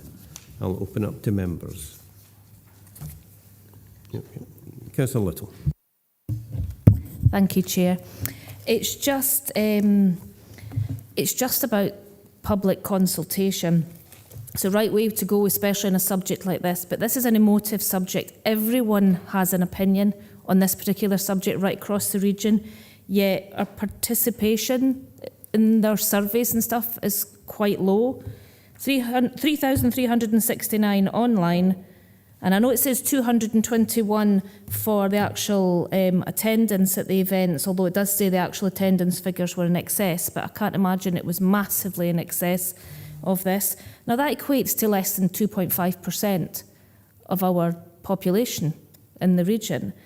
As I said, everyone has an opinion. You see on social media, you speak to anyone in the street, you're in a shop. I mean, we have a petition here from part of the community, a certain ward, of 993 signatures, yet we didn't have that amount of participation in those wards.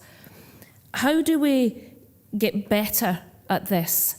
Because with such a highly emotive subject, we're still not getting people feeding in. We kind of know what their views are because it's all over social media and stuff, but we kind of need those figures. So how can we do this better? Is this something we could put something in through every letterbox with a QR code, a QR code, sorry? I don't know how we do this better, but I think I'm always disappointed when I see how many people actually participate.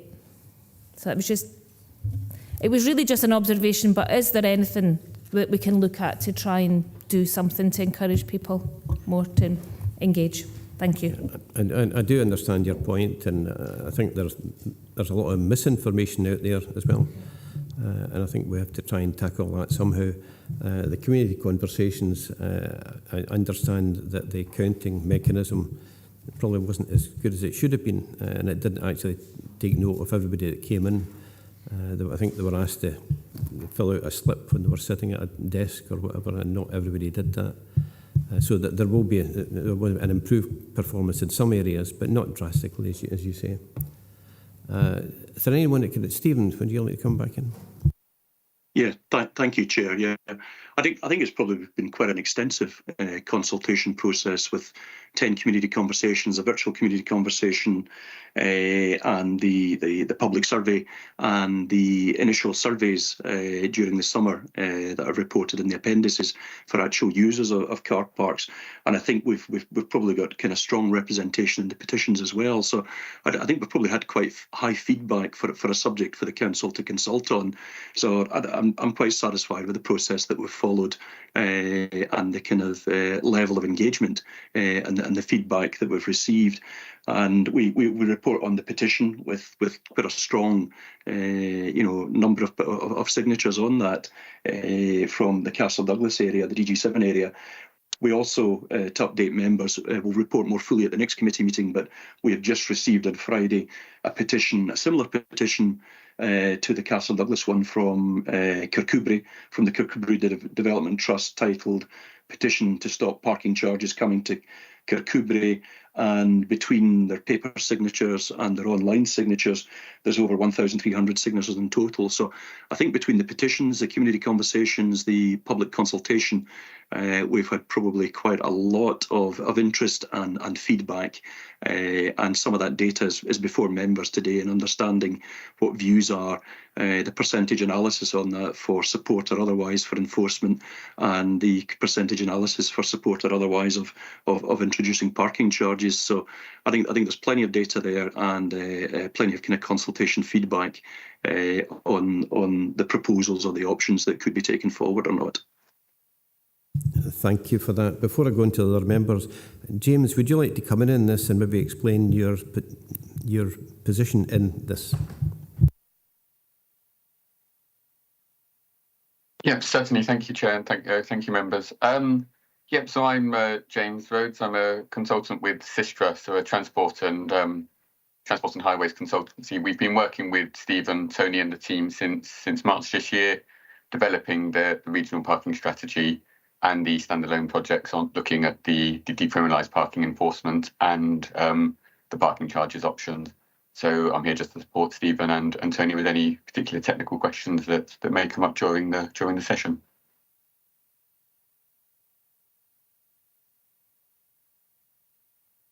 Can I come back in, Chair? Yes, certainly. I just wanted to make it known, please, gentlemen, this was never a criticism on the work that's gone. I know that there's all the process that go on. I know how the hard work is, so this was not a criticism for those involved in this process. It was just, trying to get our community engaged. So please, it's never a criticism. Okay, I'm sure it wasn't taken that way. Councillor Slater.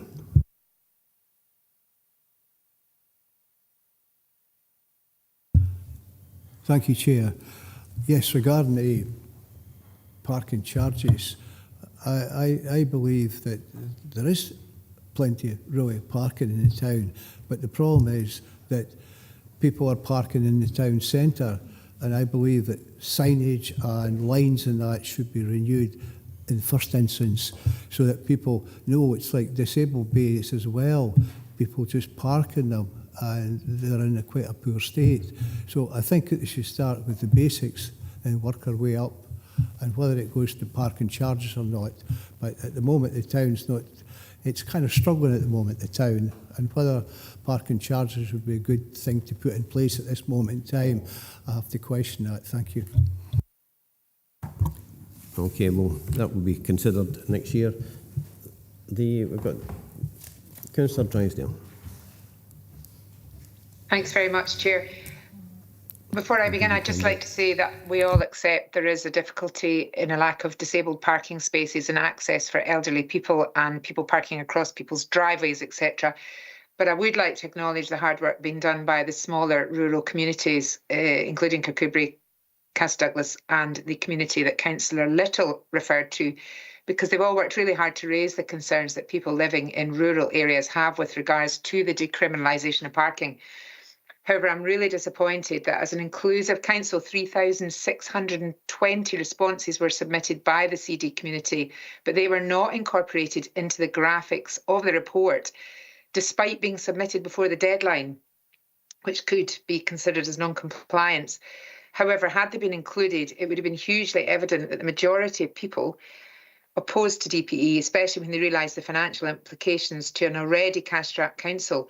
So by the time the data is all factored in, including a potential survey from other residents, including Kirkcudbright, for example, this would demonstrate that the results mirror that of the community sessions, where the opposition to the introduction of DPE was 77%. So the council report, possibly, despite all the hard work you've done, and I totally appreciate it's very difficult to reach everybody, it wasn't probably impartial and was heavily weighted in favour of DPE in line with Transport Scotland's centralised agenda. So my main question is, Chair, will all the responses and data be factored in for the report back to us in this committee in February 2024, so that everything can be considered and that all areas can be looked at separately, and that we can have some kind of assurance that this will be dealt with differently across all the various regions to protect our shops and businesses? Because at the moment we're thriving in 4 or 5 villages, and I think the concern across our smaller communities is that things could really change dependent on the costs involved, because it is up to each and every individual council to deal with the deficit should it arise. So I'd just like an answer.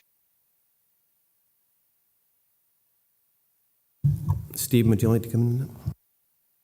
Yeah, Chair. Yeah, interesting about the petitions and aligning them with the kind of survey results that we've prepared as a council. And I suppose if it was the same questions being asked, we could compare side by side. But I think it's important that we report the petition as it stands, and we will report the Kirkcudbright petition as it stands, and certainly use those figures as we pull that together in terms of preparing the overall report on the consultation and the feedback. So we can take that into account. But I wouldn't consider that we would be saying that it was the same questions asked in the petitions or as it was in the actual survey that we designed to be impartial and to be as clear as possible to the public in the questions that we're asking of them. The other kind of observation that Councillor Drysdale makes about different approach across the regions, I think we're probably reasonably clear in that in our minds, and certainly we fed that back at the community conversation where it was raised in Castle Douglas in terms of one size does not fit all approach, and I imagine members will take that into account when they make decisions on enforcement and where that might apply. We have, particularly with enforcement, a requirement from Transport Scotland to apply for powers across the whole region, but it's for the council to decide in which areas are appropriate that we use those powers, and it might be a phased approach initially that members would want to go to if they do look to bring in any sort of enforcement on DPE, particular locations where problems are identified, and that there's an understanding of what areas are enforced and what areas aren't enforced from a resource point of view and a planning in terms of delivering the service. So, yeah, I think we can do a bit more detail on the petition feedback and understand that. I don't think it's directly comparable with the questions we've asked in our questionnaire that was designed for the public across the region, and in terms of one size that doesn't fit all approach, we certainly are looking at options in terms of different areas for different approaches. A lot of that driven by the kind of consultation feedback and understanding what the public want or are looking for, and also in terms of what is practical to deliver some of the objectives of a parking strategy for this council. Thank you for that. I've got Councillor Ferguson. Thanks very much for letting me in, Ian.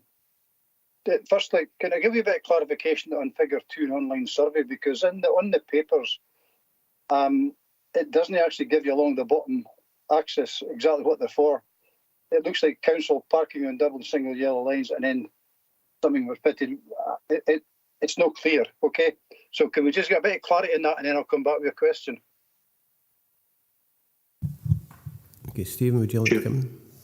Yeah, so apologies again. I should have pointed that out. Something's happened with the graphic when it's been printed and brought into the report.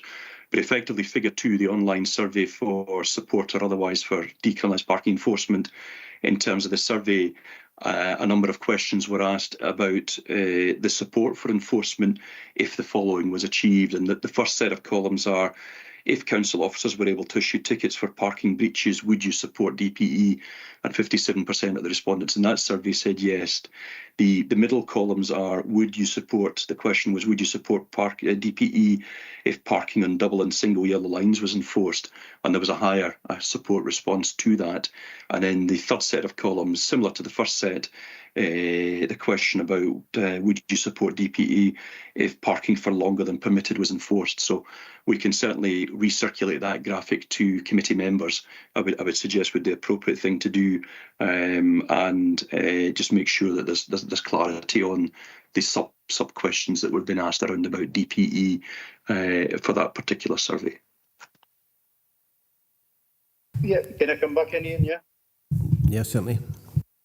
Thank you. Hey, thanks very much, Stephen. That was what I thought was coming out of this. So that survey, contrary to what Councillor Drysdale was saying, is actually saying that as a minimum for the two things, 57% of people are in favour of DPE, and the highest is 76%, and 57%.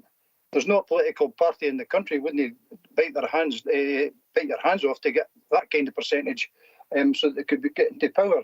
So I think for that it's overpowering the evidence there from the survey that the vast majority of people in Dumfries and Galloway would welcome DPE if it brought about some improvement in what they see is either inappropriate, negligent, quite plainly, actual fact, it's illegal parking as it stands just now, and it's just not getting enforced. So that's the first comment. The question where I really want to go on this is that this isn't a new issue. This goes right back to February 21 Communities Committee when we were asked to consider it. And then it was then mentioned in the budget in March 21 that it was a priority for the council. Now, I totally get that calibre officers like James Rhodes to get here is difficult. But it'll be over 2 years now by the time this gets to the next committee. And this was supposed to be the committee decision at full council in March 21 was it was a priority. Now we can say for the first year, yes, absolutely, because we had difficulty getting somebody, but not the second year. So the question really is, why is it taking so long? And the big problem for me here is there are 3 separate issues here, and they're all convoluted. We've made a council decision already that we want to pursue DPE.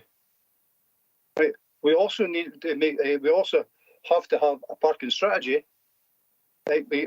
I understand and appreciate that. Right. But there's nothing in here that says we have to have parking charges. Right. So, Ian, I'm kind of in my soapbox a wee bit here, and I'd like to come back in at the end because I've got a recommendation to change the recommendations in there. So to let others come in and speak just now, I'm happy to come in later and give way to somebody else who wants to speak. Okay, thank you for that. I appreciate it's been discussed for quite a number of years. I remember going away back probably 2 or 3 administrations ago when it was mentioned. I cannot speak for the lack of activity, as you pointed out, in 21-22. All I can say is that since this administration came in 2023, it has progressed and we've got to this stage. And we're going forward for decision next year. I think I've maybe got an apology. Councillor Howie, did you ask to be speak earlier and I've missed you? I did, Chair. Thank you. I'll come back in a couple of points on that. But initially, I take comfort from the recognition from the work that's coming from Castle Douglas and Kirkcudbright communities that they will be incorporated into a new report and reported back. I also take comfort from the fact that there's a recognition that one size does not fit all. And when we come to page 2, I need to flick back here, that there's basically the recommendation that it will be the council that makes the decision as to where and when. And I take it by the council, that will be elected members will have the decision as to what is implemented in their particular ward at that stage. As opposed to council officers deciding where it will be implemented, I say that elected members should have that with regard to their own wards. I'm looking for that reassurance that that is the case. Right now, I don't know that reassurance can be given. I think if and when DPE ever comes in, it has to come in region-wise, and it's up to us where we want to use it. But if there are for an example of Dumfries and Castle Douglas are included in it, and Dalbeattie isn't, but all of a sudden there is an issue in Dalbeattie, why wouldn't we deploy wardens there to tackle that? But that will be up for discussion next year when it comes. I don't think it's appropriate at this particular stage. I've got Councillor Dougie Campbell. Thanks, Chair, and I would back what Councillor Howie has said.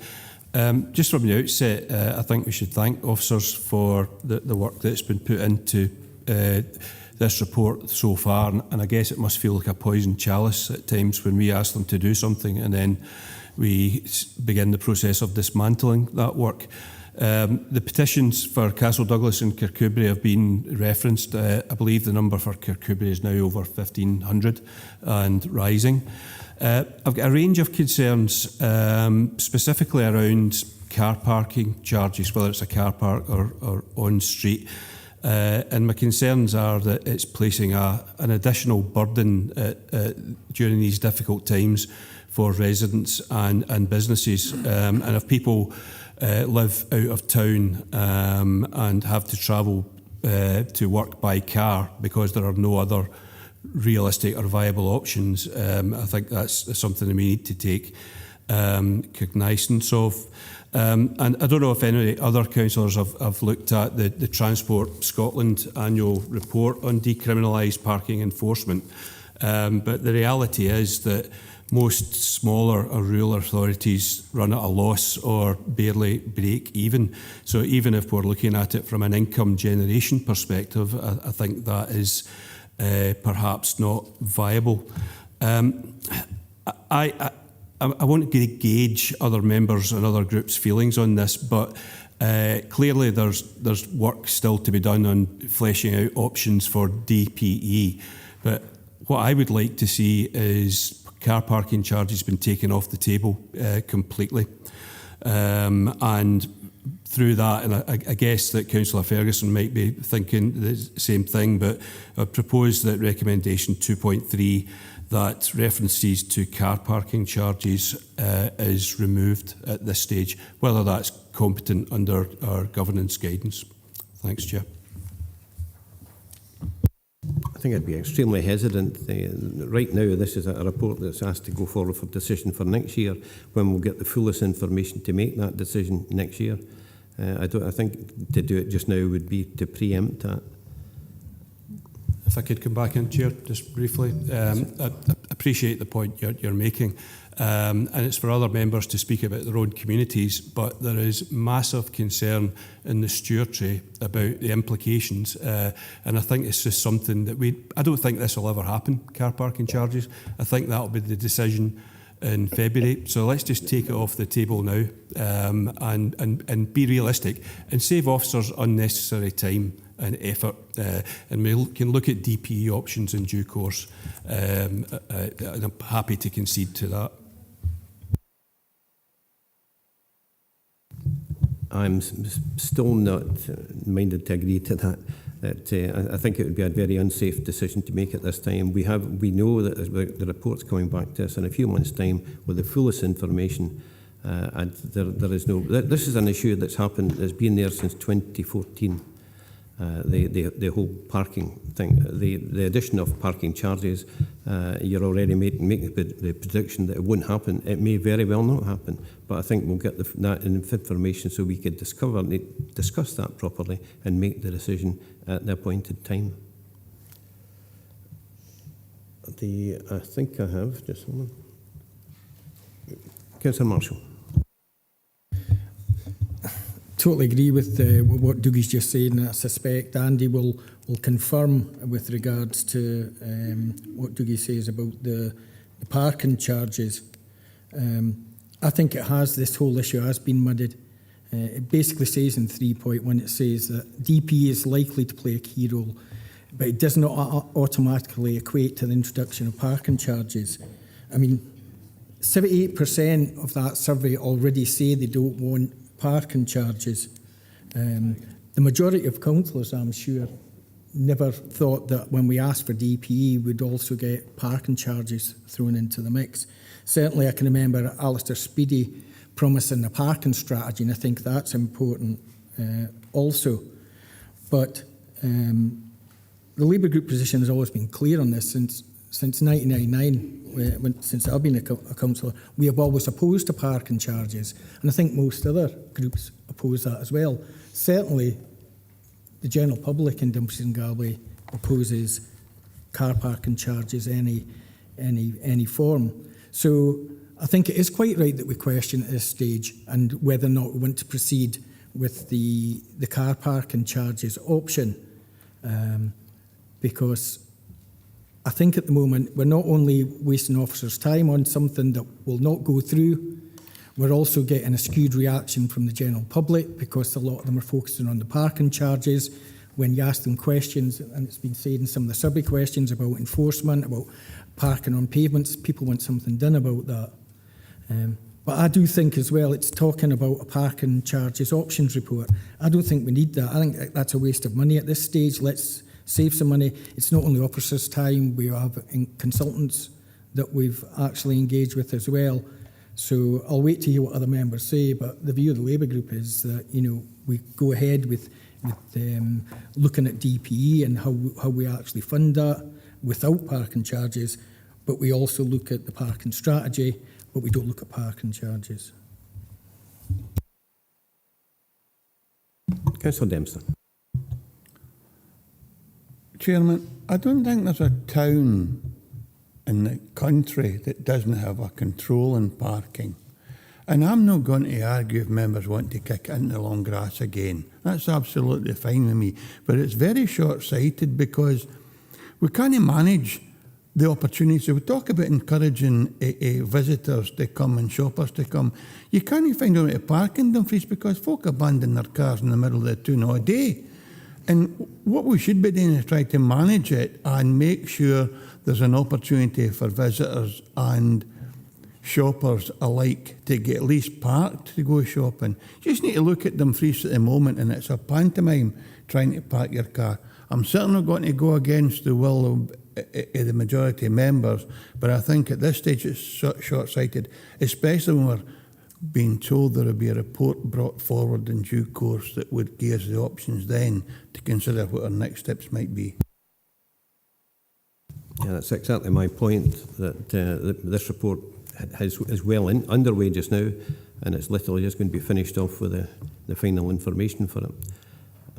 We have Councillor Ferguson. Thanks very much for letting me back in, Ian. I think, well, the fact we need a parking strategy is a given. Okay, we're required to have that. So I don't think that's up for debate here at all. The two issues that are being debated here are really about the parking enforcement, PPE, or parking charges. I'm not sure if Dougie moved or not, but if not, I'm happy to move that we separate the three issues, right, and receive in February 2 reports or 3 reports, depending on my second change to recommendation, and that is that we continue with the status quo and will not charge for parking on any public road or council car park. And I so move.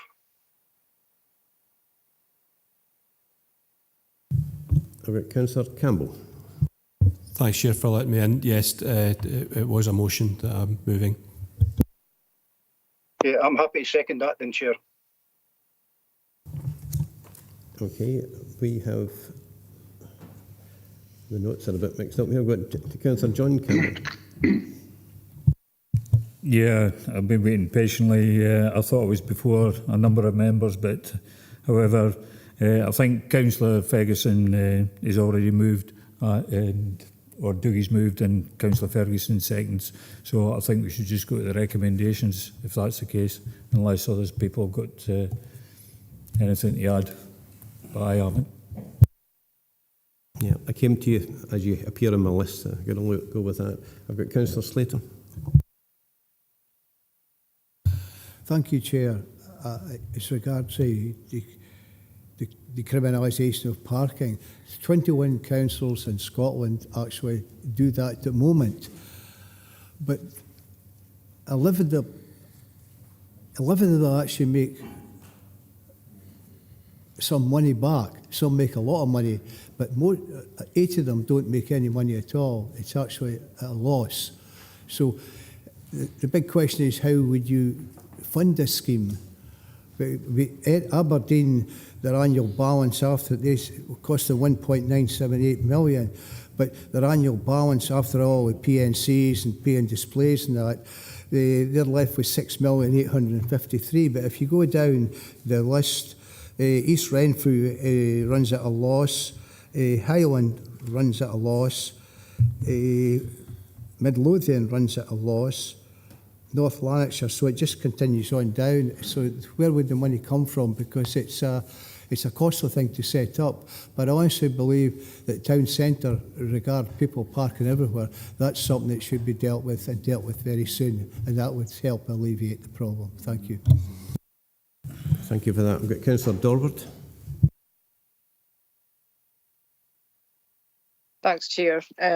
No issues with my colleagues in the SNP group and the Democratic Alliance, and obviously Labour group supports no parking charges. I think in terms of taking forward a strategy, there's something that we haven't actually included, and it's actually taking forward a strategy for DPE in line with the strategy for improving the public transport across Dumfries and Galloway, because what we have at the moment is we actually force, in some ways, our residents and our constituents to use cars because of the inavailability, if that's the right word, of buses, especially in the evening and at the weekend. And also our rail system doesn't encourage use of public transport. So I think whilst it's not the same thing, I think it has to be included in a report back in terms of a parking strategy, because one can't be done properly without the other. Thank you. Thank you for that. Councillor Dempster, we have a motion on the table. Did you wish to put forward an amendment? No, Chairman, I made an observation. I think it's short-sighted, and I think without control we'll only finish up the continuing circus we've got where folk abandon their cars in the town centre all day long. What I said was I wasn't going to go against other members. There's a clear appetite to abandon the parking charge programme, if it was ever a programme. It should have been part of the forthcoming policy or a report next year early, but no, I have no motion to submit, Chairman. Okay, thank you. Likewise, I'm in no way saying that I'm supportive of parking charges. I thought it was unwise not to let it go its full turn and come back next year when it was supposed to. But I'm open to members. We've got a motion on the table. Do we have, and I think the motion is competent. Do we have anybody that otherwise that wants to put forward an amendment?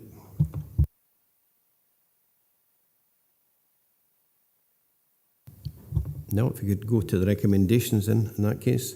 I think the recommendations would be as they are, with the exclusion of the options report, including income generation options from parking charges and cost pressures.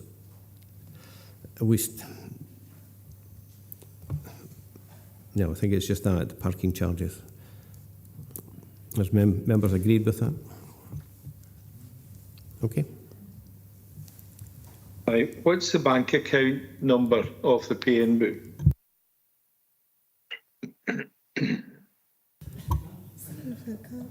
I have no idea what that comment was. Claire, can I ask you just to confirm the recommendations as they are, please? Okay. Thank you, Chair. Recommendations as set out in the report for 2.1, 2.2, 2.3. I've got 2067792. Okay, that's grand. I didn't copy. But somebody needs to tell David Ingalls is on mic. David, you're on mic. Somebody else. I think David Ingalls, I think it's maybe you. I think you're still on, your mic's still on when you're doing your banking transactions.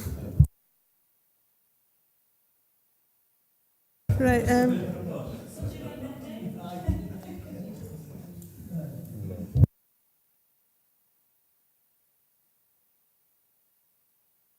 There was an amended 2.3 to remove reference to draft parking charges option. So it's 2.3 with that reference removed to make it clear that it'd be removing charges from any public road, Dumfries and Galloway. Can I just clarify the mover and second? You're in agreement with that? Yeah. Well, it goes there's a committee decision now anyway. So. Okay, thank you. Actually, it was a bit stronger than that, Ian. It was actually that I'd put forward the status quo we will not charge for parking on any public road or council car park. That's the amendment. Yeah, I think that's That has been noted. I'm informed that lunch is here, so I think we'll adjourn. If we could come back, bearing the amount of time it takes me to get there and come back, could we come back at 1:30? Yeah.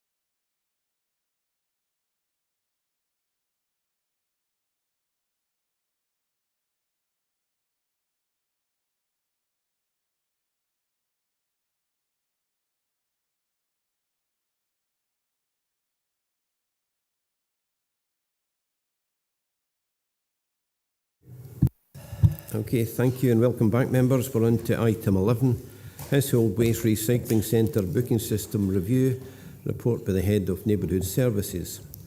Following a request at the Communities Committee on the 3rd of October, this report provides a review of the Household Waste Recycling Centre's booking system implemented in the summer of 2020. Harry Hayes available to take any questions on the report along with other officers as may be required. I'll now open it up to members.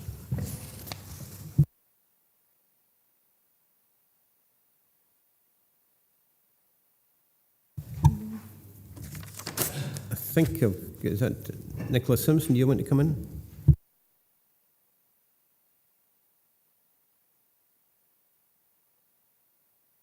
Kim? Thank you, Chair. I'm a regular user of our local centre and speak to the staff, and I'm well aware of historic issues with our centre, which is Dalbeattie. I'm wondering, in general agreement, that we look at this again in April 24. However, I'm wondering if consideration can be made on the booking system, whereby when you make your booking, then the response you get might be personalised to your particular centre. For example, the parking for Dalbeattie and the waiting area is quite restricted. So whether that's something that can be looked at for the future so that a specific instruction for a certain site can be given out. Thanks. I agree that the parking at Dalbeattie is restricted, but the booking system should negate that.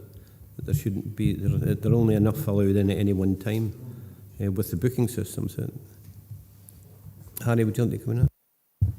Thanks, Chair. Yeah, members may have seen the new web that was very recently launched, and really pleased that it was a waste and recycling service. It was one of the services that were selected to take advantage of the opportunities that the new web site provides.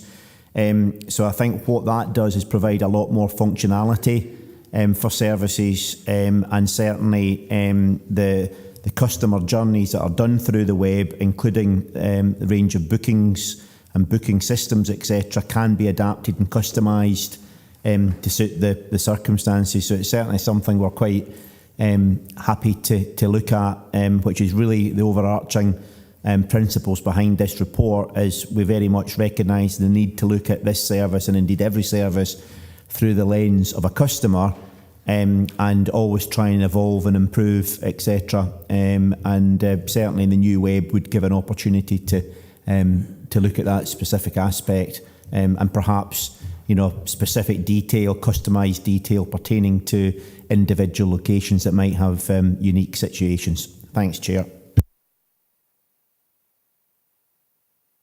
Okay, thank you for that, Kim. Is that okay with you?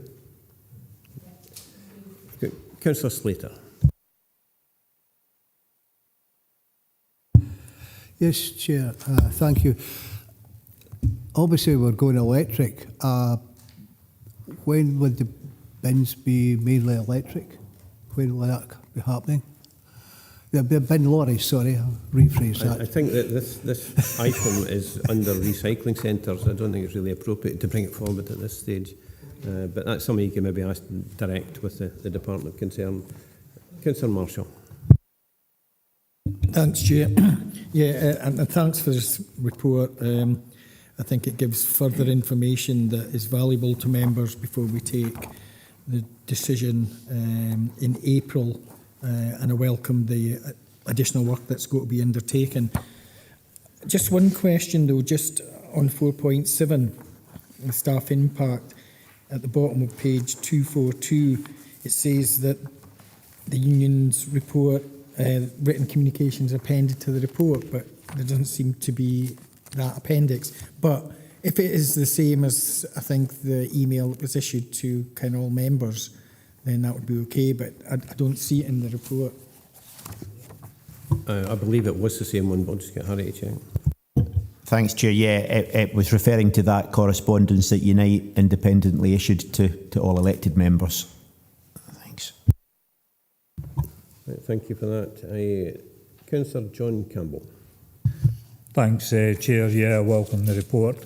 I haven't got a specific question, but I just would like to put on record my thanks especially to the staff at Locher Moss, which is the one that I use quite often, and they're very helpful when it comes to, you know, people with disabilities, and they help everyone with making sure that the right stuff's in the right places. So just to put on record my thanks, but I do welcome the report.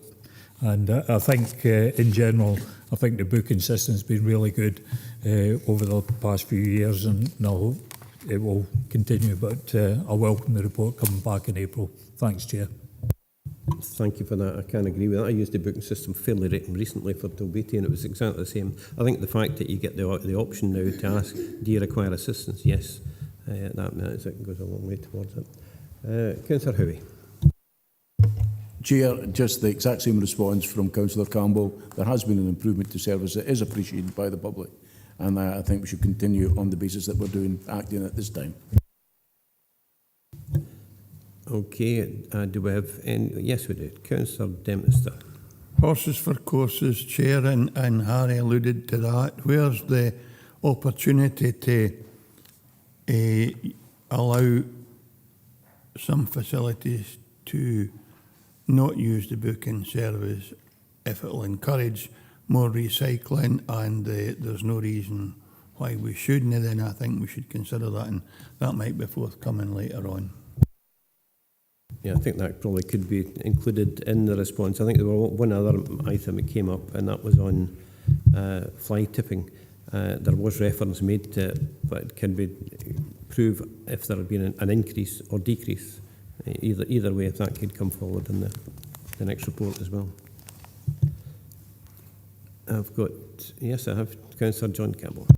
Thanks for letting me back in, Chair. It's on page 239, the customer journey, where it says about option 1, where members of the public are able to access at least 3 times in the same vehicle without making a booking. Then option 2, which is booking through the website, and option 3, which is booking through the Council's contact centre.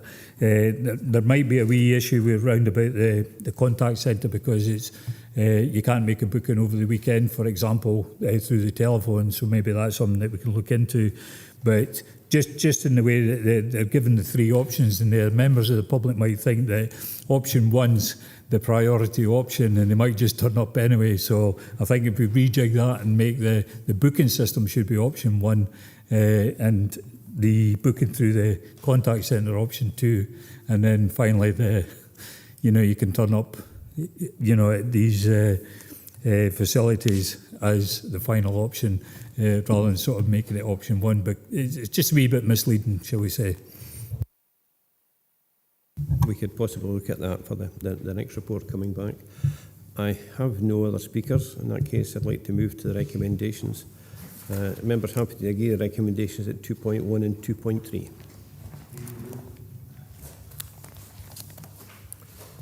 Go on to item 12, investment strategy, transport asset class capital programme.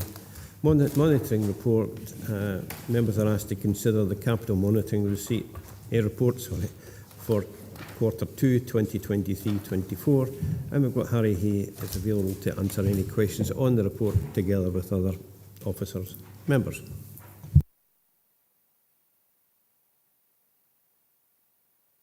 Councillor Campbell.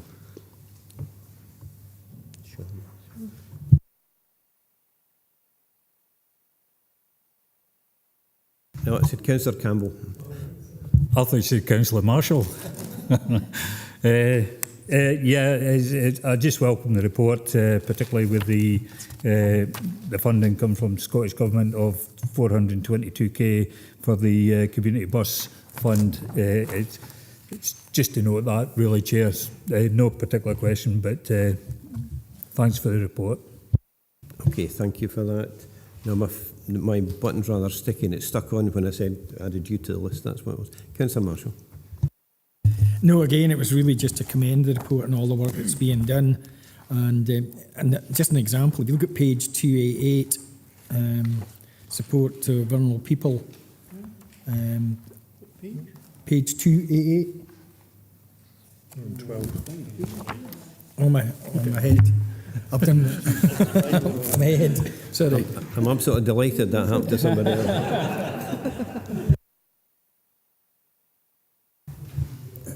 Any other comments on that report? No. If we can now move to the recommendations, the members are happy to agree. Oh, Councillor Dempster, I thought you were merely pointing out it was the wrong report. No, just a general question. 9 buses have been ordered. I think that's good news. Is that for the local bus network? And are the electric buses are moving to net zero? Harry, can you answer that? Thanks, Chair. Those particular buses, yep, they are for the local network, and I think 2 of them are electric. Thank you. Right, in that case, we will go to the recommendations. Members happy to agree 2.1 and 2.2. Okay. Item 13, Progress Report on Tackling Poverty and Inequality Strategy in Partnership and Council-Funded Projects, April 2022 to October 2023.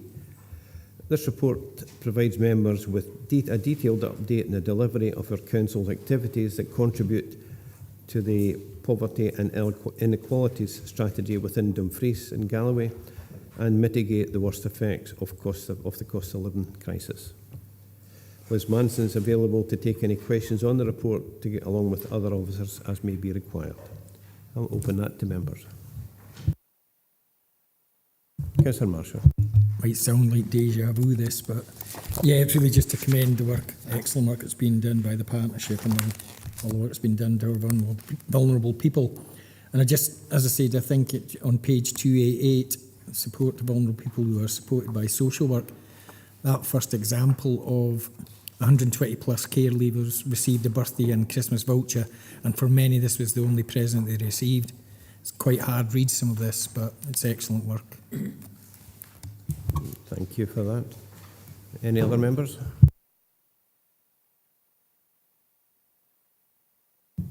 No, no other members coming forward. I'll move to the recommendations. And members happy to agree the recommendations 2.1 and 2.2.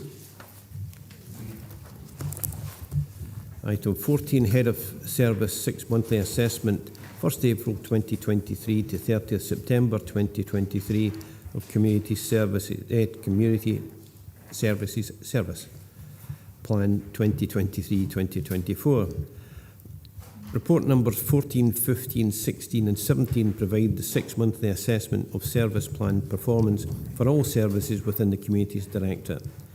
Members are asked to consider the Head of Service 6-month assessment of the progress on the delivery of the 2023-24 service plan for community services for the period 1st April 2023 to 30th September 2023. The report also provides in more detail information on health and safety performance. Liz Manson is available to take any questions on the report, but perhaps at the early stage, and rather than go through each one in particular, there are a number of issues where the performance indicators are shown at 0, where I would just want an explanation where they would, how they're still at 0 at this stage, or does it depend on end of year numbers?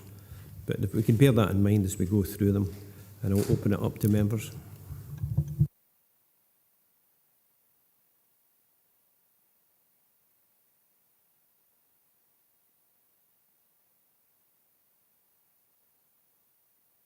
Councillor Dorward.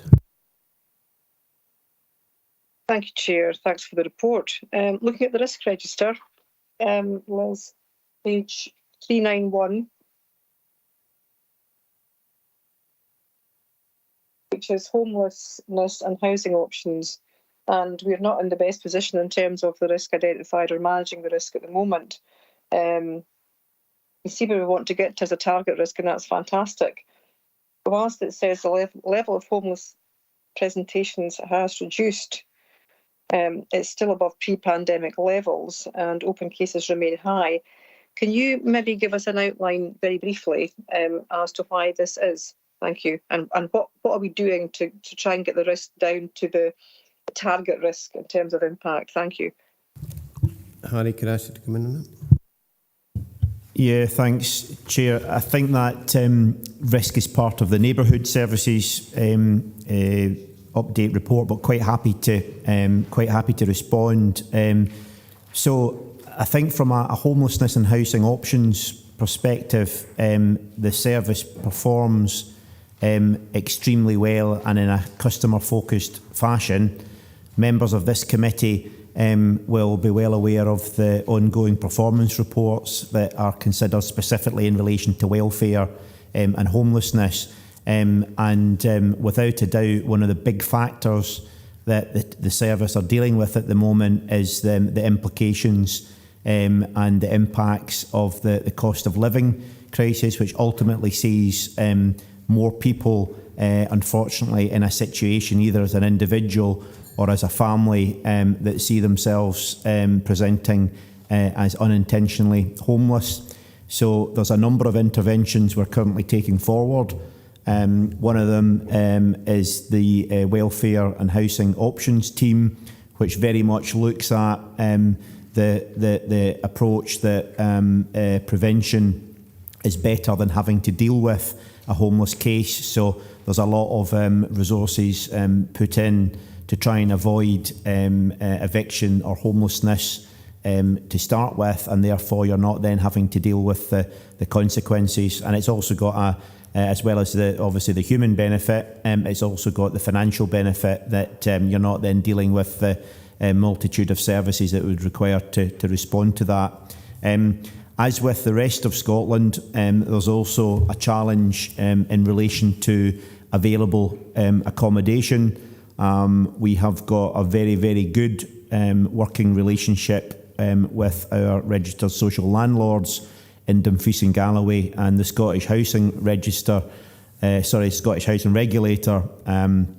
are very clear that responding to homelessness in the region is a joint responsibility between the council and obviously as a stock transfer authority, also the registered social landlords. So we're certainly pushing that as a priority, any available accommodation is allocated to either on a temporary basis or on a permanent basis those service users on the homeless waiting list. And we try to be as innovative as possible in terms of if somebody has got a relatively stable temporary arrangement and it suits their circumstances, it's possibly that their children are at a local school, etc. We do fairly regularly what's referred to as flipping, that then becomes a permanent accommodation, and that works particularly well in some circumstances. We're also working very closely with colleagues in strategic housing, because ultimately, longer term, linked to the Strategic House Investment Programme, we need to make sure that the service needs and service users relating to the homeless service are considered, and that might be the location of properties, it might be the number of bedrooms in a property, for example, because certainly in some of the larger towns in Dumfries and Galloway, we're picking up that there's a need for larger properties from a bedroom perspective to home, to house larger families. So regular monitoring by the service and regular reporting to this committee on all of that, but many of the factors relate to external factors that we try to mitigate, as opposed to, unfortunately, we can't do anything directly about some of those. Thanks, Chair. Thank you. I hope that answers your question, Councillor Dilworth. It does a bit, but I mean, we are obviously, the last time we spoke about this committee, I don't know if it was Communities Committee, but it was a committee, it was agreed that we are in crisis in terms of our housing situation in Dumfries and Galloway, and I don't see that improving. But a question to ask is, are we moving to an emergency as opposed to a crisis? Because it looks like we are quite a lot of people in temporary accommodation, and also we continue to use bed and breakfast, which is, I understand why we're doing that, but it's really a huge challenge. And I get what you're saying, Harry, in terms of working with RSLs, but we're not getting the houses built that we need. So I think as a council, we perhaps have to have a bigger focus on that going forward. Thank you. Okay, thank you for that. If we go to Councillor Ferguson. Thanks, Chair, for letting me in. I'm just going to 4.6.2 on page 301, and it's about support for all the different type of refugee programmes and resettlement programmes.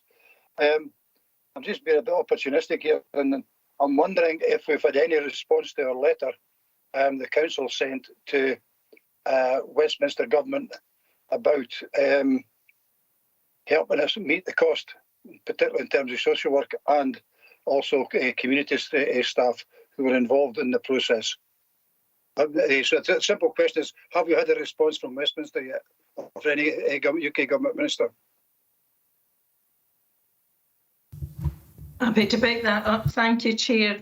At the moment, we've been working through COSLA, who are contacting the Westminster Government about the funding for asylum seekers and refugees.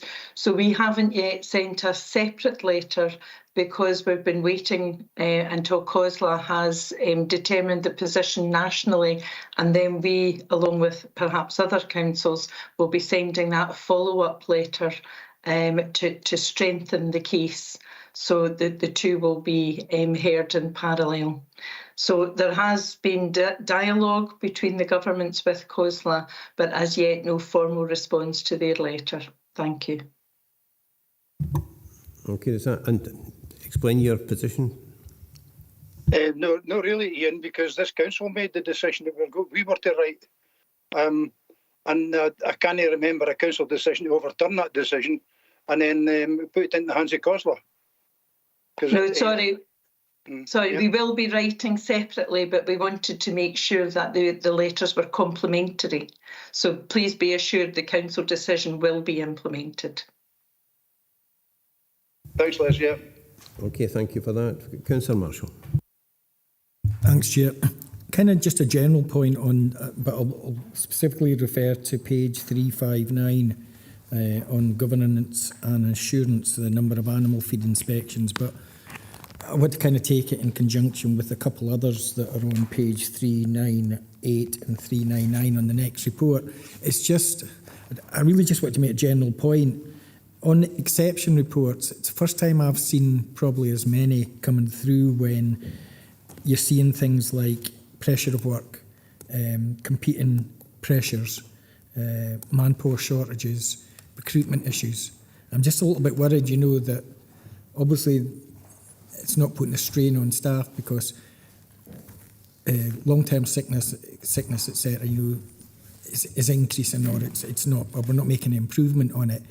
But the more pressures that staff are feeling, then the likelihood is, that could lead to more time off sick. It could lead to other issues with regards to that. And I'm just a little bit worried because it's unusual to see so many reports referring to that as one of the main reasons why they haven't performed as well. And it's very, as I said, communities usually, they hit a lot of their targets, etc. I'm just a little bit worried that the effects it'll have on staff. Okay, I'll defer to the Director. Thank you, Chair, and it's a very relevant and important point, and welcome it being raised in respect of all of the performance reports. As all members know, public expectations continue to rise. The challenges of staff recruitment remains a real challenge, as well as the need to ensure that the health and well-being of our staff is upheld. So all of these things, when you put them together, mean that the current situation is that heads of service are overseeing a very dynamic and a very difficult work environment where, in overall terms, high performance is being achieved, but quite clearly we are having to make daily choices in terms of what services we prioritise, and at the same time ensuring that uppermost is the health and well-being of our employees, because any other approach would have the opposite effect. So members should be assured, firstly, we are protecting and prioritising frontline public services, and therefore it's a credit to every employee that we're doing so. but in so doing, it is quite clear that the service is facing undue pressure. The events of just the last few days, for example, in terms of winter weather already kicking in, means that staff are redirected to those duties, and that means other work doesn't get done. So I assure the members today that this is under regular review, and it's very helpful when members do acknowledge this, and would wish to just assure them that the priority is maintaining frontline services, while at the same time being very mindful as we move into the winter period of the additional challenges this directorate will respond to, and ever more important that therefore we protect and care for our employees, while at the same time in no way detracting from public service. Thank you. Okay, thank you for that. Councillor Stitt. Thanks, Chair. It's page 371, Harry. Customer services. Are customer services encouraging people to register deaths face to face? Are they implementing it? They want it to be done over the phone?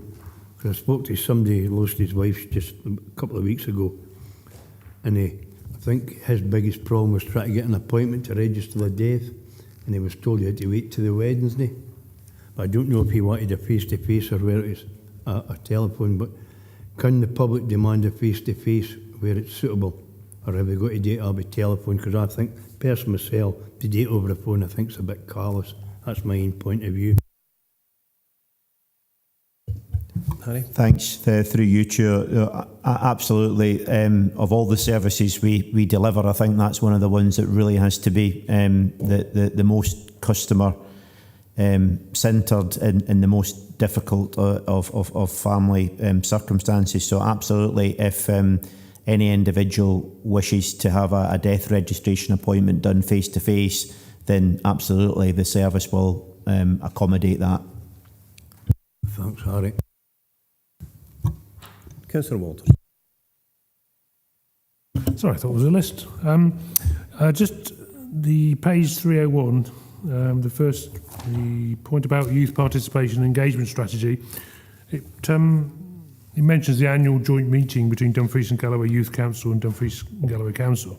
So is it correct that we've not had one this year then? Because the last one was November 2022. I'll need to defer for that. My memory can't. You'd like to come back? Because we should have had one last month, basically, shouldn't we? Yes, I'm happy to come in there, Chair.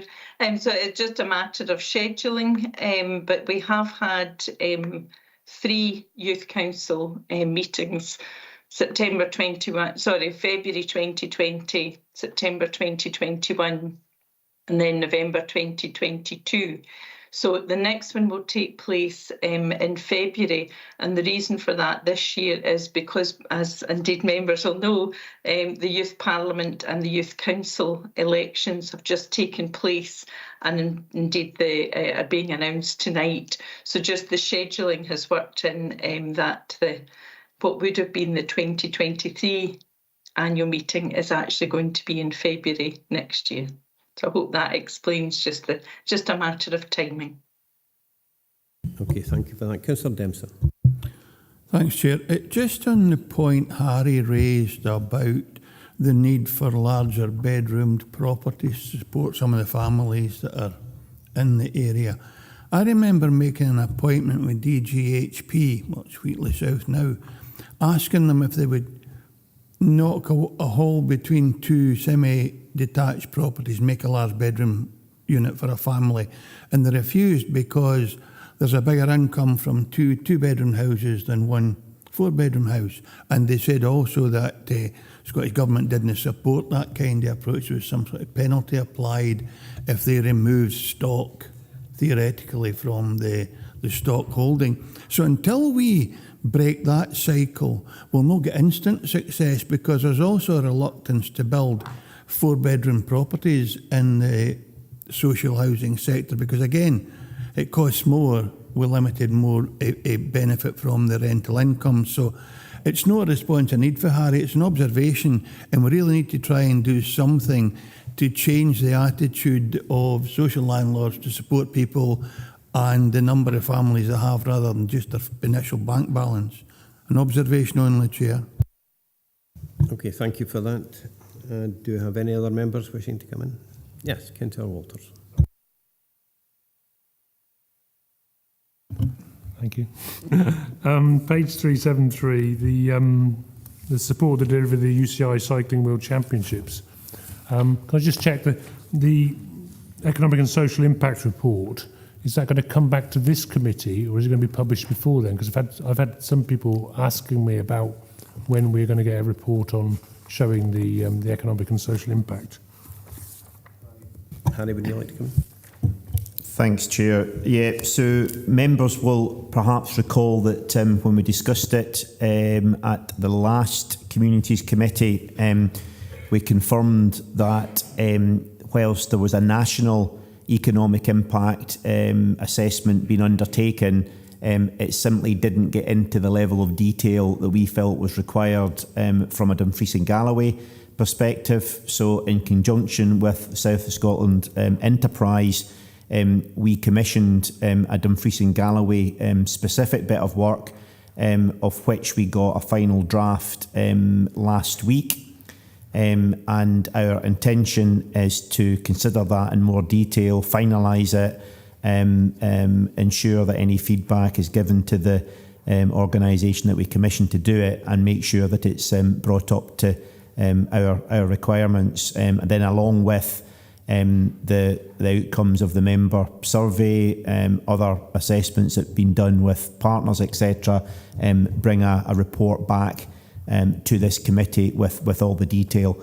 And I think, picking up on members' previous feedback, I think it would be really good to take the opportunity to look at the lessons learned in relation to events of that scale. Absolutely, there'll be specifics about the Cycling World Championships and the direct impact on our region, but also issues such as resource implications, how to maximise the impact, how to look to ensure that the region can accommodate these types of events. I think there's probably wider feedback and lessons that we would want to capture in such a report. Thanks, Chair. Thank you for that. Any other members?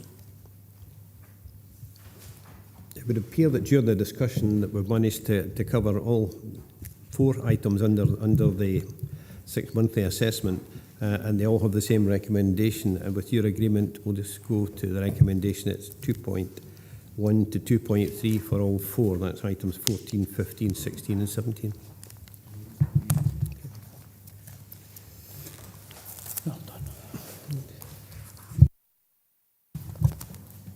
If we now go to item 18, Dumfries and Galloway Region-wide Community Fund Annual Report 2022-23, report by Interim Head of Community Services.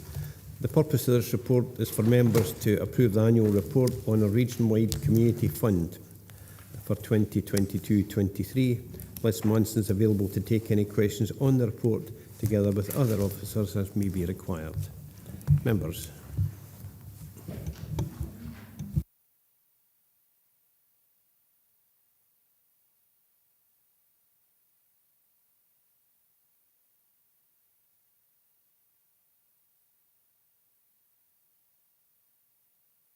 No, it would appear that I've... No, sorry, sorry? Councillor Ferguson.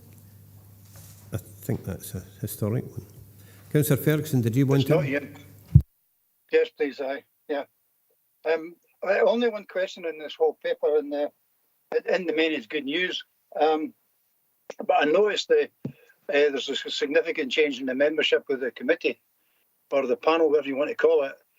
There used to be somebody there who represented the disabled lobby, and I can't see anybody there who's actually got that specific interest. Maybe James will have more information. Maybe one of them is, but it's just not shown in there on the report.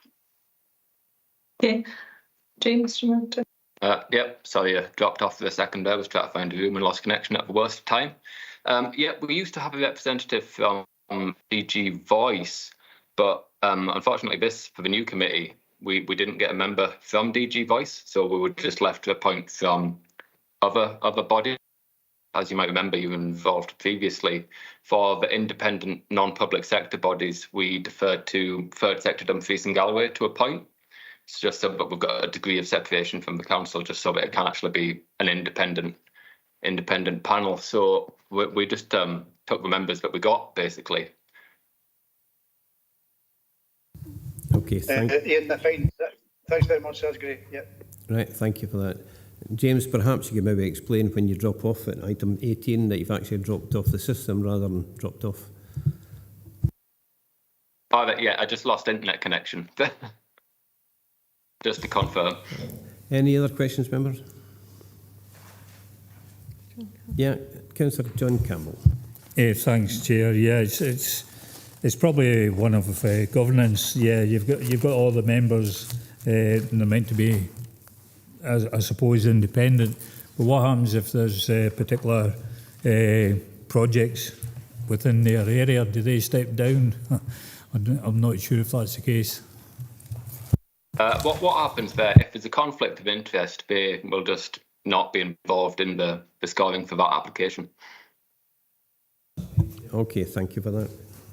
Any other members? If not, we'll go to the recommendation. Members are invited to improve the annual report for the Dumfries and Galloway region-wide community fund for 2023 as set out at section 4 and detailed in the appendix. Going to item 19, former Earth House Kirton to be declared surplus, report by the Head of Economy and Development. Members are asked to consider the background information in regard to the council-owned property adjacent to St Quintin's Churchyard, Kirton, formerly known as the Kirton Hearse House, and determine if the property can be declared surplus to the requirements of the Communities Directorate. Tom Higgins is available to answer any questions on the report, and I'll open it up to members. Councillor John Campbell. Yeah, thank you, Chair. Yeah, I've no issues with it being declared surplus. I'm just wondering, quite often when you get Church of Scotland stuff, there's usually covenants attached to it, in the legal sense. So I'm just wondering, have we done the due diligence, and check for covenants, and also to check to see if it's common good or, anything else that crops up. Thanks, Chair. Okay, I would assume that's been done, but Tom, could you come in? Thanks, Chair. For yourself. Yes, it has. Thanks. Okay, any other questions? Councillor Durward. Thanks, Chair. Slightly late. Just a statement of correction because I attend the Kirkmahole Community Council. Thank you. Okay, thank you. Any other points? If not, I'll go to the recommendation. Members happy to agree recommendations 2.1 to 2.4? Okay. On to item 20, Youth Work Service Quality and Standards Report 2022-2023, report by the Interim Head of Community Services. This report asks members to agree the Youth Work Service Quality and Standards Report 2022-23 and its submission to Education Scotland. Liz Manson is available to take any questions on the report along with other officers as may be required. I'll open it up to members.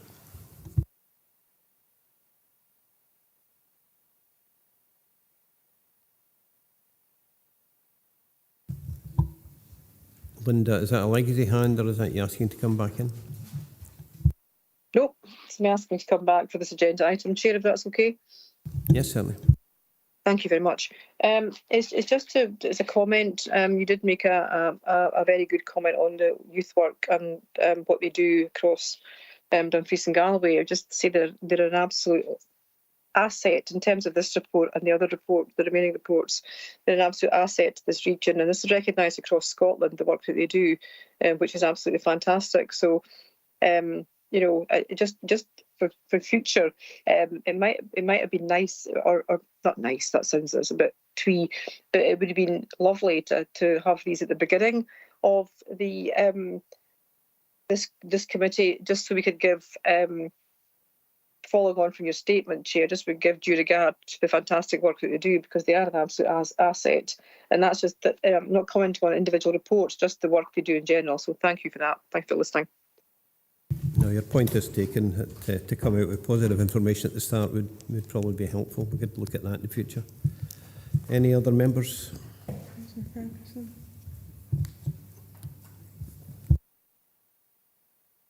Councillor Ferguson. Thanks, Chair. I think what I'm going to say here, I'm very much in line with what Linda's saying. This and the next two reports in the agenda are all just showing a hugely positive story here about the work of a really dedicated bunch of employees, a lot of whom are not the biggest earners in the council by a long way, and they put the hours in, they put the effort in, the commitments there, and really, I just can't thank them through Liz and Mark to send something back to the staff, Ian, how much we really appreciate them.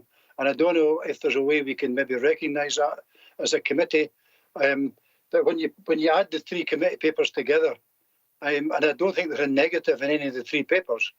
So I'm just wondering between you and the director and how we can possibly put something together to recognise the work of this whole team. But I'll pass that to the director. Thanks, Chair, and more than happy to endorse that and take that away and come back with some suggestions. Thank you. Thank you for that, Councillor Ferguson. I agree totally. I've been absolutely amazed at what the youth work team do, and this last year has been a real learning curve for me, and I'm quite sure Jack is the same, that we only see positive coming from it. Councillor Marshall.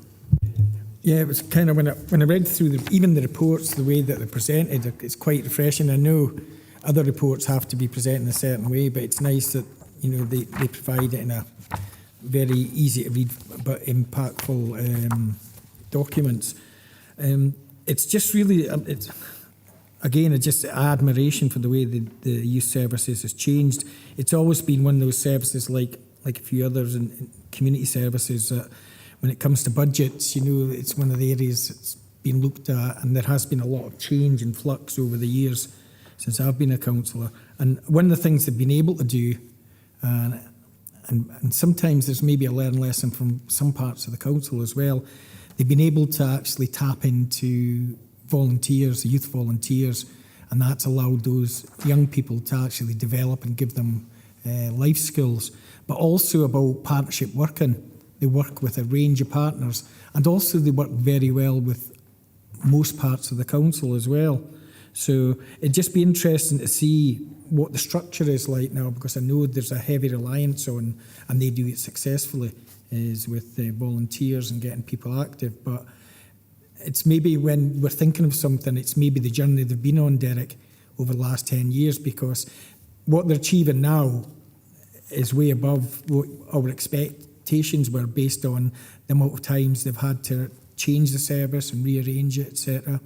And probably with the restructure, hopefully they won't be too affected, but they might get lost in the system if they're going in with a larger kind of service. So I know that all councillors value it very highly, and this is just the first of 3 excellent reports.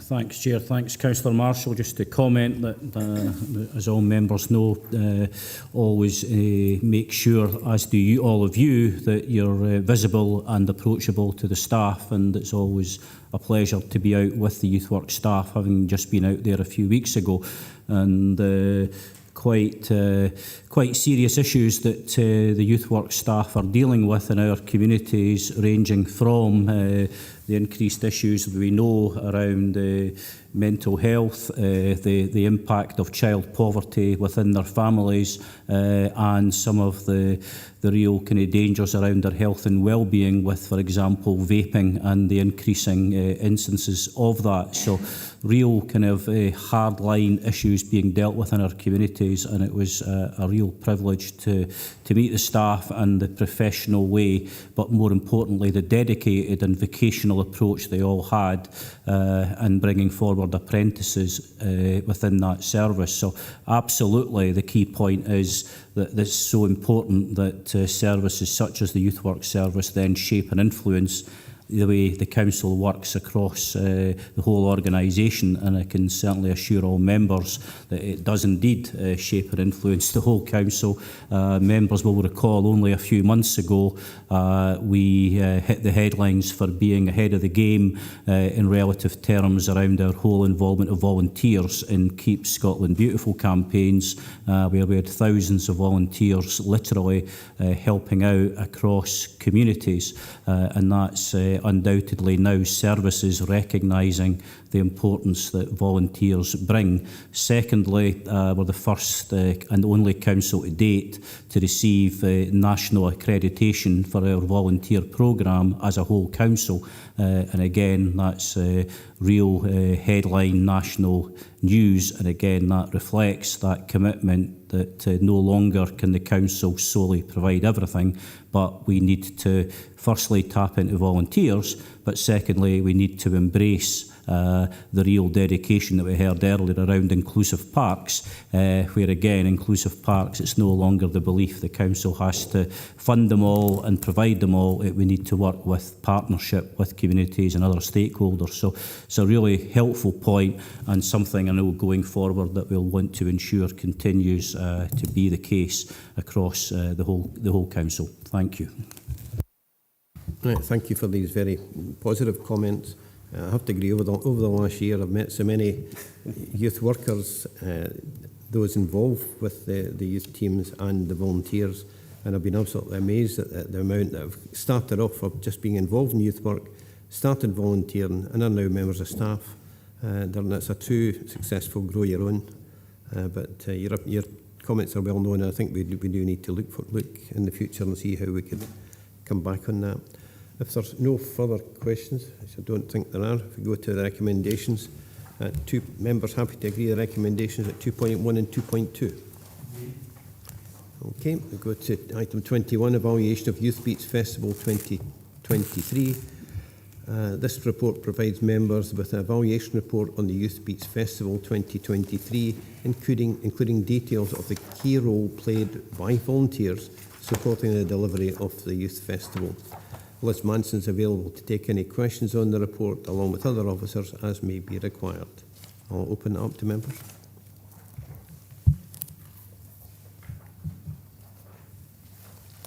Councillor Dennerley. I've got Councillor Dennerley.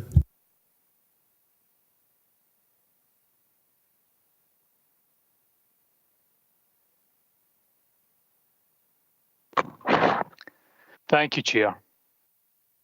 I've read the report and it's absolutely great. It's a really excellent report in summing everything up, and there was an absolute whole host of young people that were involved and came to the festival. So I really appreciate Dumfries and Galloway Council and the money that has been put into the festival. But I'm just wondering if there's other funding streams that could be accessed, perhaps from private companies, and what communication has been done and what planning is going to be set up to do that. And also, I really want to look for any areas that we can improve accessibility for inclusion. And I would just to ask another thing with regard to the third sector arrangements and who can be brought in to make sure that all that need to be involved are involved. But I really do appreciate and just want to congratulate you all for all the work that has been done so far. But just those 2 points, please, if I could get some feedback on that. Thank you. Okay, thank you for that. I have to comment, having been there, I found the ground to be extremely accessible. It certainly suited my needs, but I suppose there's always room for improvement. Mark, would you like to come in on this? Thanks, Chair.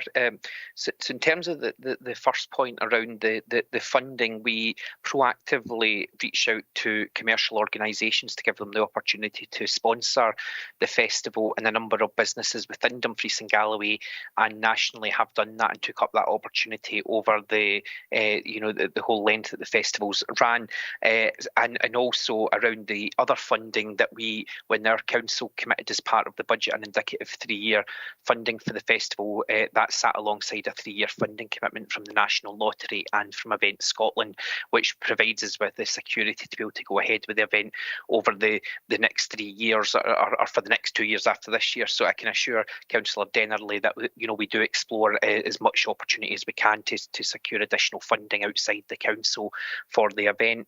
In terms of the accessibility, you'll notice that within the evaluation report in Appendix 1, accessibility group that was set up. So this was set up around 3 years ago, where we work with a number of organisations and individuals who have got an interest in ensuring that the event is accessible as possible.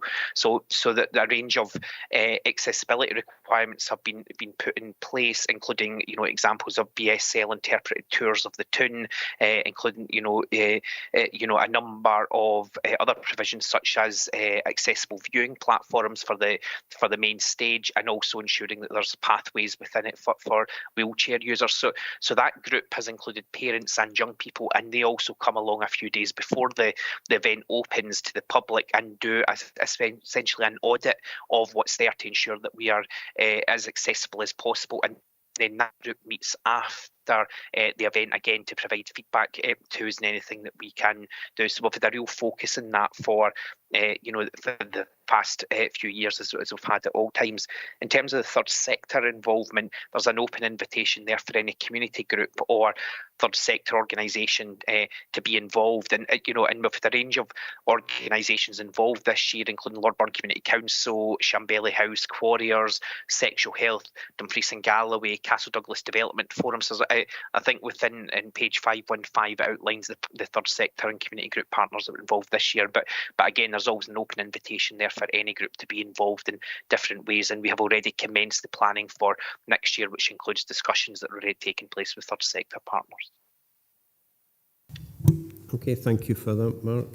If we go to the Vice Chair. Thank you.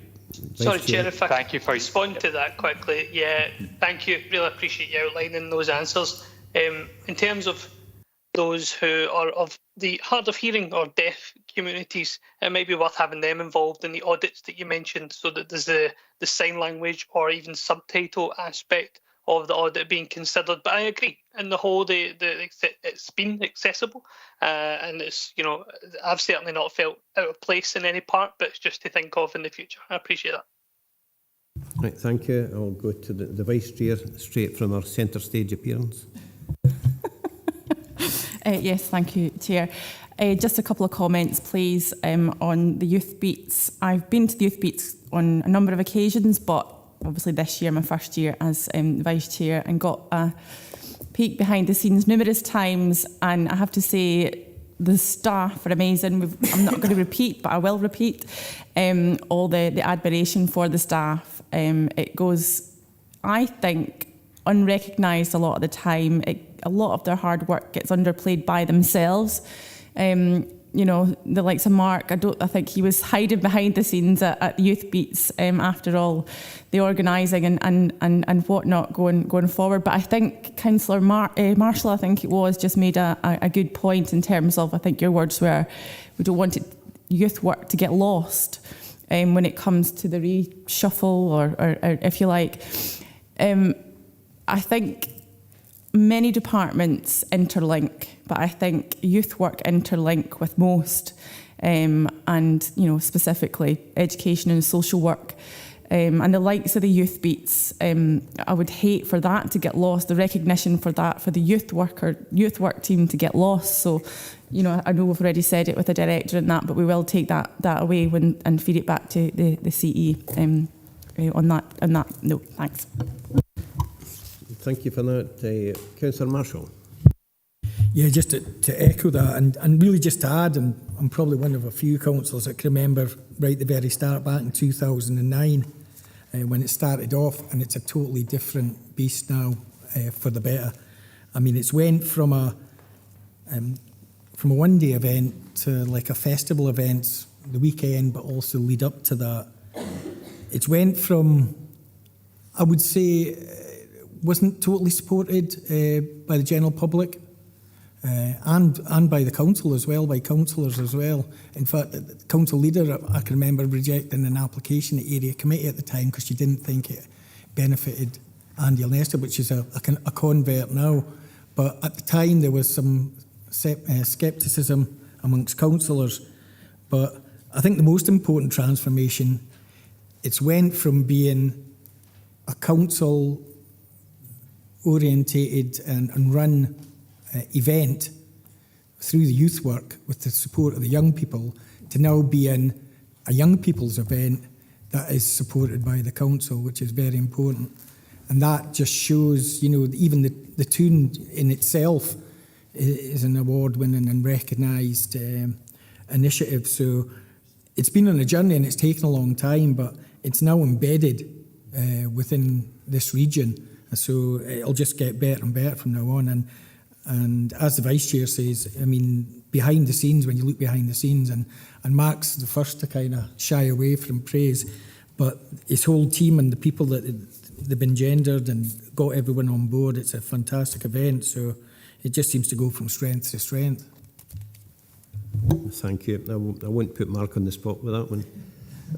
We go to Councillor Ferguson.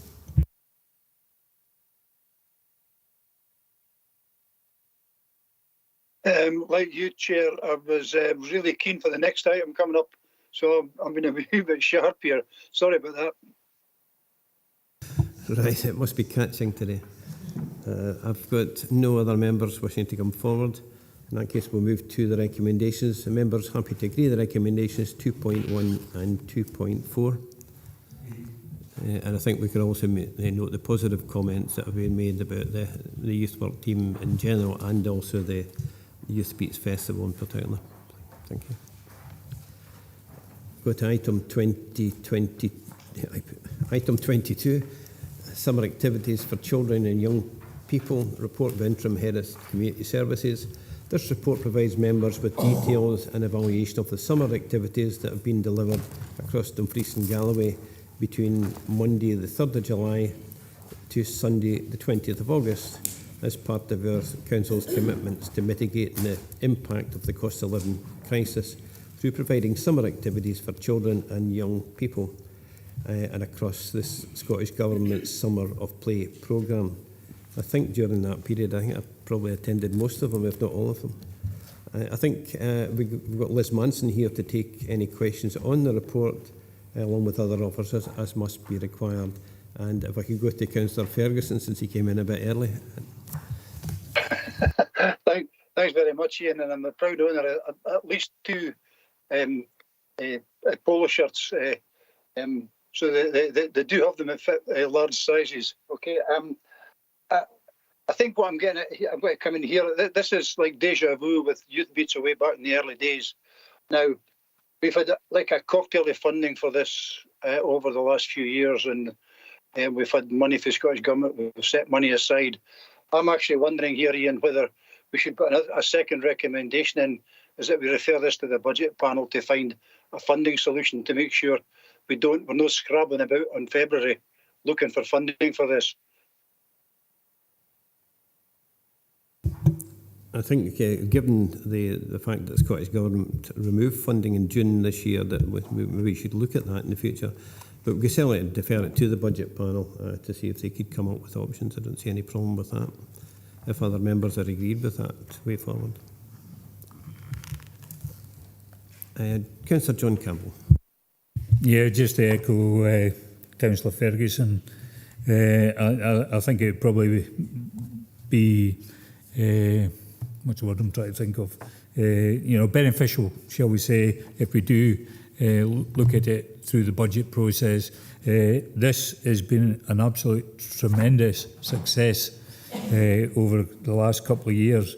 It is disappointing when funding is withdrawn, but however, COSLA did push for the Scottish Government to have a rethink, and we managed to get 135k out of the Scottish Government, and like previous reports, I'll welcome funding from any sort of stream if we possibly can. So I would support Councillor Ferguson if he wants to put an extra recommendation in there that we do progress this through the budget it's been a success over the last 2 years, as I said, Chair. Thank you. Yeah, I think we have members' agreement when we do come to the recommendations that will include that. Any other members wish to come forward? No. If we go to the recommendations at that stage, members agreed to submit to the Scottish Government the evaluation report in the appendix, but we have got the addition that will refer us to the budget panel for future funding options. Item 23, Community Learning and Development Partners Plan 21 to 24 and Planning for 24 to 27. Members are asked to consider progress to date with the Community Learning and Development Partners Plan 21 to 24 and agree a consultation mandate to commence the next phase of CLD planning covered for the period 24 to 27. Liz Munson is available to take any questions on the report with other officers. I'll open it up to members' questions.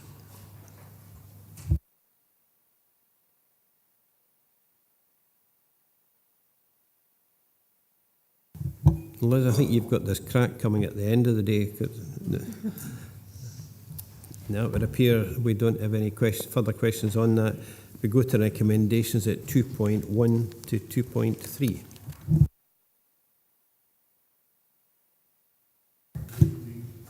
Now, before we close the meeting today, as we know, Stephen Herriott retiring from the Council at the end of the month.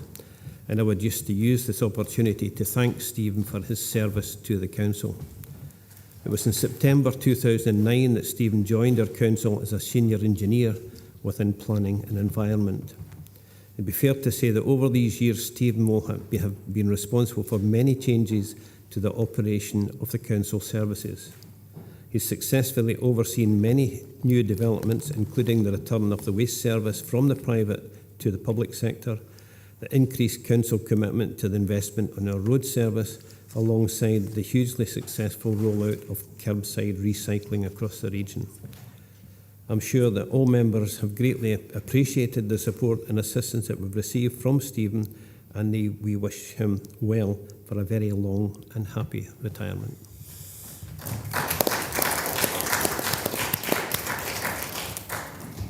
I have no other urgent business. May I wish you all a Merry Christmas when it comes and a happy and prosperous New Year.